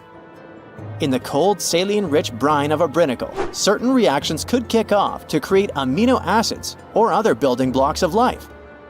It's wild to think that something so dangerous could have also helped shape our world, or could be creating other forms of life elsewhere.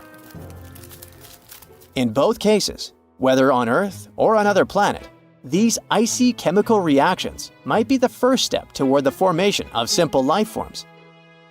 It's a kind of alchemy, where ice and salt water mix to create something more than the sum of their parts. This is one reason why scientists are so eager to study brinicles. Each one could hold a tiny clue about how life begins, survives, or fails under extreme conditions. Something as mesmerizing and weird, but at the same time simple as brinicles, hints at bigger questions. How did life start on Earth? What are the conditions needed for life to survive in extreme environments? Could icy structures like these exist in other parts of our solar system or beyond, creating similar conditions that might one day give rise to alien life? As much as they look like a silent threat reaching out from the ice, brinicles are also reminders of how beautifully complex and interconnected our world is. They may seem like simple fingers of ice, but they hold secrets that touch on everything from ecology to chemistry to the origins of life itself. So next time you hear about the ocean, remember that deep below in the darkest, coldest waters, something incredible and a little bit terrifying is happening right at this moment. Welcome to the Spirit of Discovery cruise ship, which will take you on an unforgettable sea voyage around the Canary Islands. The azure endless ocean, delicious food, the highest service, premium cabins, and a terrible nightmare that you will probably remember for the rest of your life. This is exactly how one luxury trip of the Saga Cruises Company ended last year. Instead of relaxing during the cruise, passengers felt fear and horror, and even had health problems. And that's why. On October 24th, the Spirit of Discovery liner started a 2-week cruise around the Canary Islands. There were about 1,500 people on board.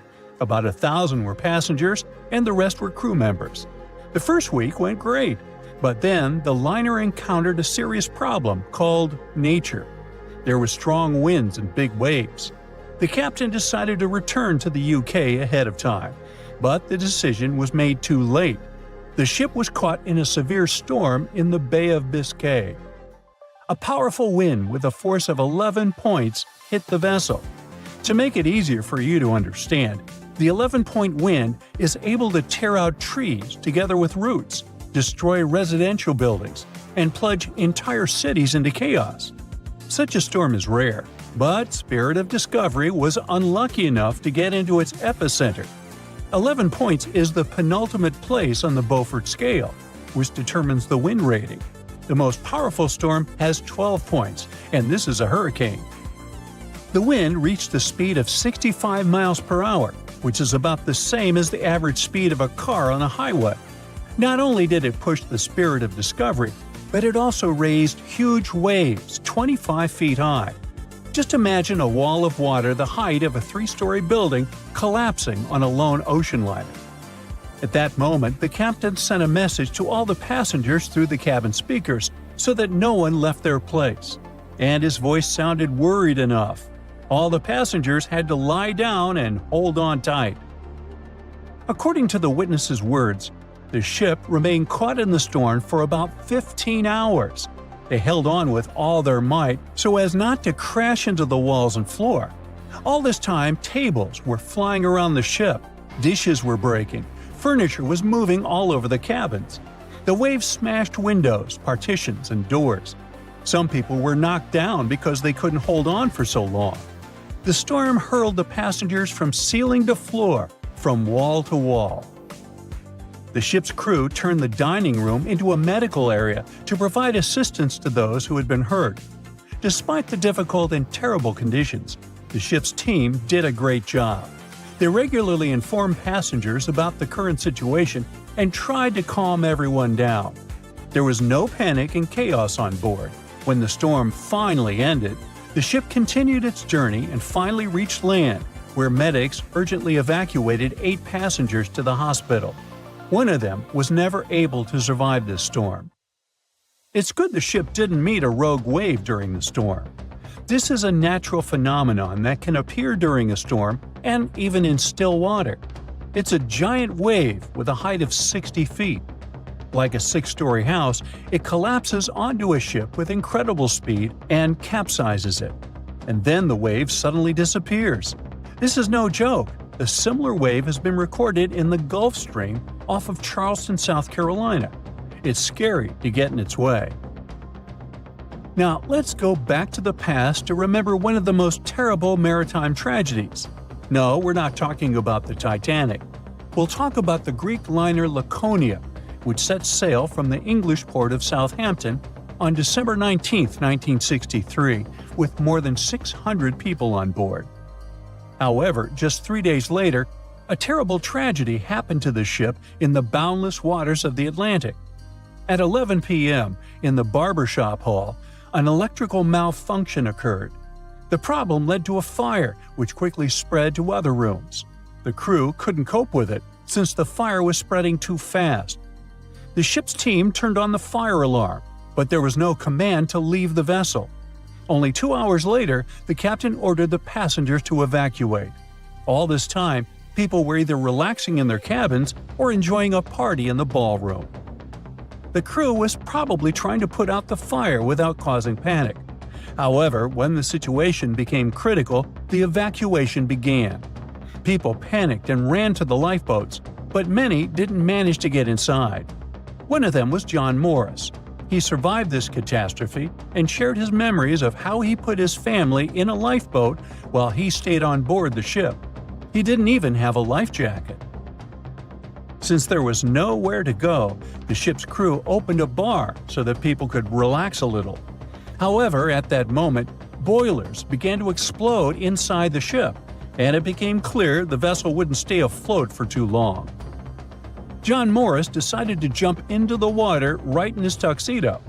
As soon as he was overboard, he grabbed onto a piece of wooden deck cargo and swam as far away from the ship as he could. The giant liner could sink at any moment, and when such a huge object goes down to the seabed, it forms a water funnel that pulls along everything around. Rescuers arrived at the scene sometime later. Fortunately, John Morris's pregnant wife and young son were alive, but his mother-in-law unfortunately didn't survive the disaster, like many other people that day. Of course, after this incident, the Greek Ministry of Merchant Marine initiated a thorough investigation. For 2 years, they collected information from passengers and the captain, studied the technical characteristics of the ship, and eventually came to certain conclusions. According to them, the ship's crew gave the evacuation order too late. Not all passengers were able to get into lifeboats, but half of those boats remained on board because of the chaos that prevailed during the evacuation. Several officers of the liner were accused of negligence, but the captain and his first mate received the most criticism. As for John Morris, he stated that he felt himself under protection that day. Another unusual story happened on a cruise ship relatively recently. Spoiler alert, the ship didn't sink, there was no evacuation, and the weather was good. However, for many passengers, this journey became a real challenge. Imagine that you've been working for a long time and saving up money to go on your dream trip on the Celebrity Mercury cruise ship in the Caribbean. You arrive in South Carolina, from where the ship begins its journey. You get on board, looking forward to a week's rest. At first, everything is fine. People are having fun, chefs are cooking delicious dishes, and beautiful daytime landscapes turn into night parties. But then suddenly, many passengers start throwing up. Someone is in a hurry to go to the toilet, and someone stays and vomits right in the halls. The cruise turns into chaos. More and more people feel terrible because of unknown poisoning. You also visited the restaurant and eaten seafood, but fortunately, the disease has avoided you, which can't be said for more than 400 other passengers. Almost every 1 in 4 people on board face gastrointestinal problems. There were almost 2,000 people, and a quarter of them are in bad condition. Crew members do endless cleaning. They wash the deck, give people nausea pills, and ask them not to leave the cabin till the illness passes. The captain sends several samples ashore to determine what caused the poisoning. Unfortunately, the cruise is already ruined, and all the passengers have unpleasant memories. So the company organizing the trip issues certificates that can be used on future cruises. It's not the most pleasant experience, but it's still better than nothing. Now, imagine if, instead of just feeling sick, people got infected with some kind of bacterium that would turn them into zombies. It would be much more exciting and scary. Now, do you think you could survive on such a ship full of zombies? And how would you do that? Tell me about it in the comments. A 4-story wall of water that only rises once in 1,300 years was recorded off the west coast of Canada. Some people blame waves like this for disappearances in the Bermuda Triangle. Rogue waves can get strong enough to sink container ships and oil rigs. The Canadian water monster didn't hurt anyone, but it did become a sensation. And it looks like we're about to see even higher and more powerful rogue waves in the future. The team of Marine Labs, the company that operates the buoy that got caught in the Ucluelet wave, couldn't believe the data they saw. A huge force came out of the blue, pulled the buoy down, and then set it up to a peak before taking it even deeper. They thought it must be a rogue wave, so they sent the data to a scientist at the University of Victoria who specializes in these beauties. They analyzed the data and confirmed it was indeed not a technical mistake. The wave officially became the most extreme rogue wave ever officially recorded, as it was 3 times the height of waves around it. Scientists have reported seeing giant waves coming out of the blue for centuries, but no one really believed them.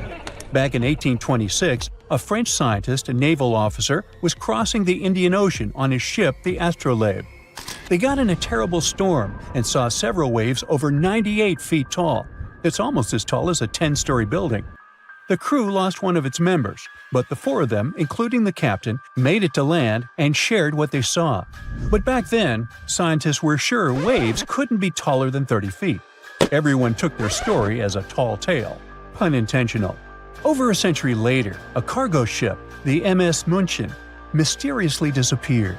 People believed it to be unsinkable, just like the Titanic, so it was a real shock that all that was left of it was one lifeboat. When experts analyzed the damage, they concluded that it must have been hit by a wave that was around 65 feet high. Witnesses shared many other stories of giant waves coming out of nowhere, but scientists officially recognized the first rogue wave only in 1995. It went down in history as the Doppler wave, or the New Year's wave. This monster on the North Sea that was 84 feet tall hit the Norwegian gas platform Doppler on New Year's Day. It was twice larger than the wave surrounding it. The rig was built to withstand waves up to 64 feet tall and had the most advanced sensors for its time. The wave wasn't like any other type of wave they'd studied before. So they had to admit rogue waves were real and gave them an official definition. It's a wave more than twice as tall as others around it.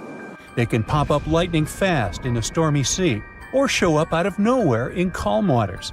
These waves have steep sides and a deep trough below, and look like a wall of water rising out of the sea. They're so intense that they can even swallow up rescue helicopters trying to do their job. In 2007, America's National Oceanic and Atmospheric Administration made a list of 50 historical maritime tragedies that were most likely caused by rogue waves. Some of the events on the list happen not in the open water, but in lakes. Lake Superior has something that's got the name Three Sisters. It is a series of 3 large waves, one after another. The second wave covers the ship's decks before the first one is gone. The third wave jumps in and adds extra water. These 3 sisters overload the ship. There's a theory that this phenomenon took down the freighter Edmund Fitzgerald in 1975. There are 2 main theories trying to explain how rogue waves happen. First, we've got the linear addition theory. Imagine waves cruising through the ocean at their own speeds. When these waves cross paths, they team up and become stronger to turn into a rogue wave. Then there's the nonlinear focusing theory. It says waves like to roll in groups, and when they spend time together, they exchange some energy. Sometimes, this energy exchange turns into a rogue wave. To predict the formation of these freaky waves, scientists would need an innovative radar system to keep a constant eye on the waves near a boat.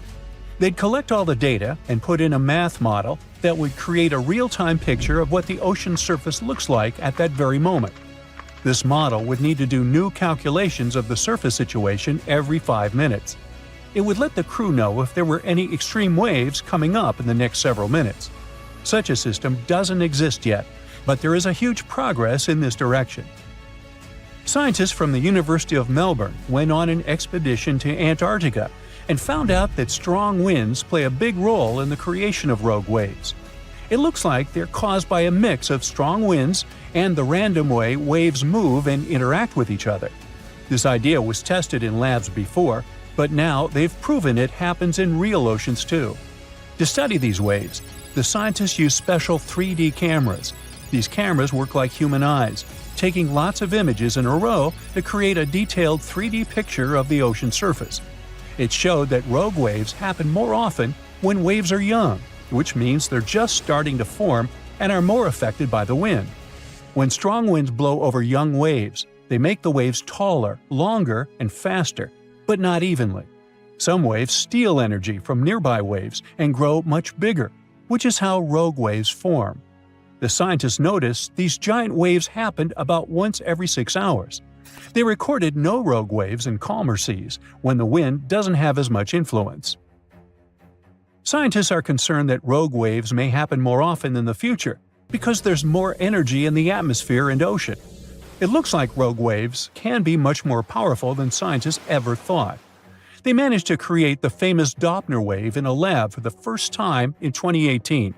This helped them study these mysterious waves up close and showed that their secret is in how they form. We think of waves rolling gently on a beach, but the waves in this study happen in open water when waves from different directions meet. When waves come together from far apart directions, they push the water upward, creating what's called a partially standing wave or a cross wave. This can happen when 2 seas meet, or when wind directions suddenly change, like during a hurricane. The study found that the bigger the angle between the meeting waves, the taller the cross wave becomes. Normally, when a wave breaks, it forms a white foamy top, and that's where it stops growing. But if a wave is formed by water coming from many directions, it can keep growing even after breaking. These special waves can grow to be twice as steep while breaking, which is already much bigger than normal waves. And if you add up all the growth from waves coming together, they can become 4 times steeper than what anyone thought was possible.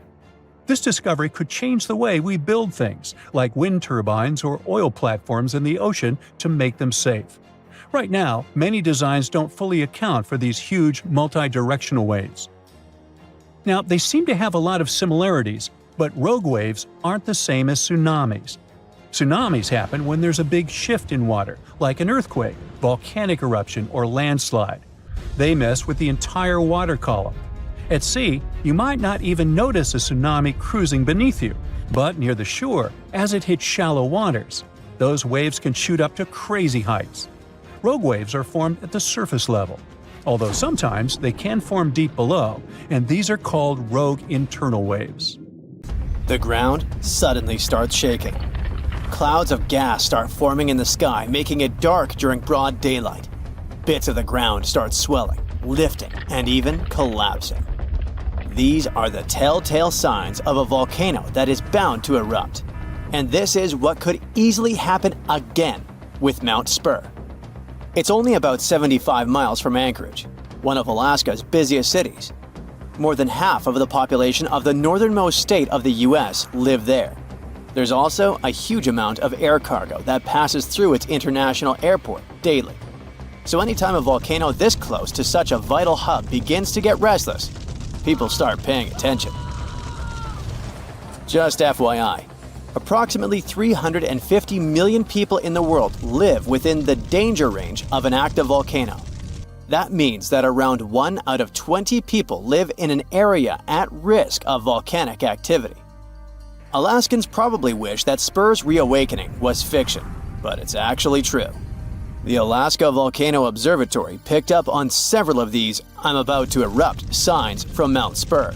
So much so that they raised the alert level to yellow, which means unrest above normal background levels. Spur erupted twice in the 90s, and it was pretty intense. If we were ranking volcanic eruptions on a scale from 1 to 10, these eruptions would rank a 6 or 7. Not that terrible, but still worth 10 to 17 million in damages. However, these numbers are nothing compared to Alaska's 1988 Redoubt eruption, another volcano that erupted and summed up a staggering $345 million in damages. Mainly because its ashes hit aircraft engines, such as the KLM 747 that lost power after all its engines went off due to the ashes. If people weren't paying attention to Alaska's unstable geology before that, well, they surely started to after it. When you think of the hazards of volcanic activity, the first thing that might possibly pop in your mind is Pompeii, Italy. Of course, that's the worst-case scenario, a city being engulfed by lava. Spur may seem innocent compared to Vesuvio, but it still took its toll. The last time it erupted in the 90s, and it threw volcanic aerosols over 60,000 feet into the atmosphere. Let's get our science straight here. Think of volcanic aerosols like liquid particles that are released into the atmosphere during an eruption. These particles are usually created when gases from a volcano, such as sulfur dioxide, combine with water and other particles that exist in our atmosphere. These aerosols can actually cool the Earth's surface since they reflect sunlight directly back into space. And that's not the worst part. It can stay in the atmosphere for several years after an eruption, causing lots of health issues. The eruption unleashed blazing fast avalanches of hot gas and ash called pyroclastic flows, along with thick, muddy floods known as lahars. Oh, and there were also the massive volcanic boulders. These rock chunks were huge, some over 3 feet long, and they blasted out from the volcano like nature's cannonballs, landing more than 6 miles away. All that volcanic heat melted part of a nearby glacier, kicking off debris flows that dammed up the Chakachatna River and created a whole new lake along the valley. Some good came out of Spur's first eruption, though. The main lesson was, volcanic monitoring pays off. The local monitoring was able to reduce the economic damage done by the eruption, especially for a city that has an intense air traffic. Spur is deemed as dormant for the moment, but it could go off anytime soon. You see, volcanoes are classified as active, dormant, or extinct, depending on how much action they're putting on. If it's still active, it's still rumbling and erupting somewhat regularly. Dormant means it's had some recent activity, but it's still lying low for now. And extinct, that's when it's been quiet for such a long time that we figure it's done for good. One of the US's most dangerous active volcanoes is Mount St. Helens. This volcano is actually responsible for the most powerful eruption in US history. Its last blast was so intense, it threw off about 1,300 feet off its summit. Basically, the top of the mountain vanished, and if you thought Mount Spur's ash cloud was impressive, St. Helens wins the competition since it launched its ashes 80,000 feet into the sky. Eastern Washington plunged into total darkness.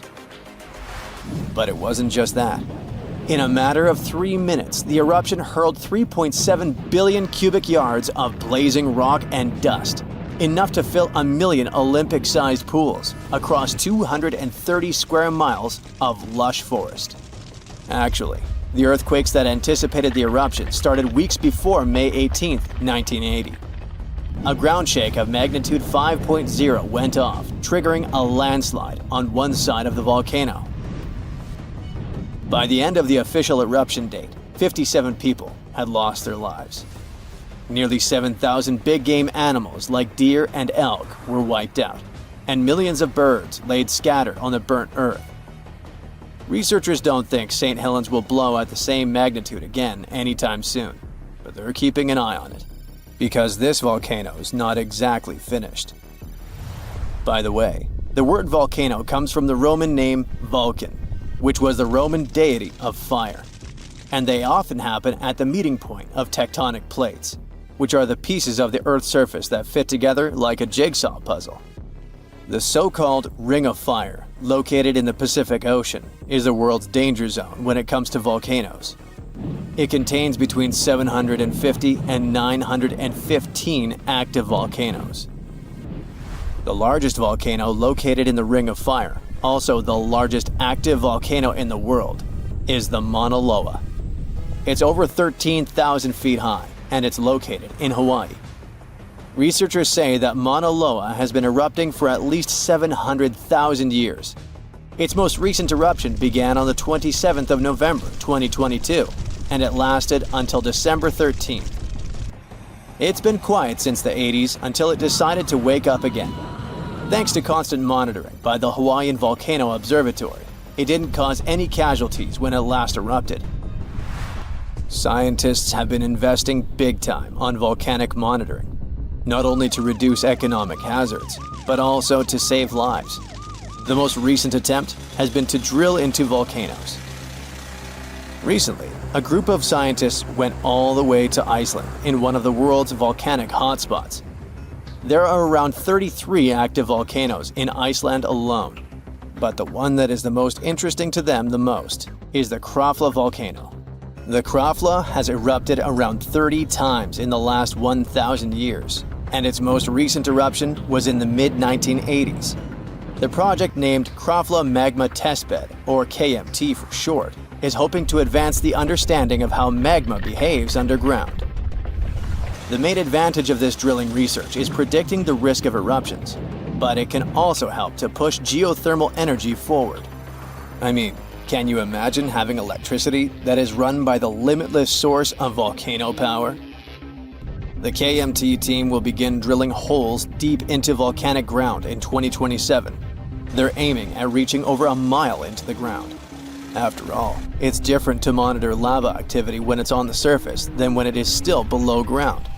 This will allow researchers to listen to the pulse of the Earth, according to them. They're saying this research is as revolutionary as the first time man went to the moon. Oh, and speaking of that, I was shocked to discover that volcanoes exist all throughout the solar system. Yep, other planets and moons have volcanoes too. The largest volcano in our solar system is Olympus Mons on Mars. It's a shield volcano, much like the ones that make up the Hawaiian Islands. It's about 370 miles wide. If we transported it all the way back to Earth, it would almost occupy all of Poland. Yikes.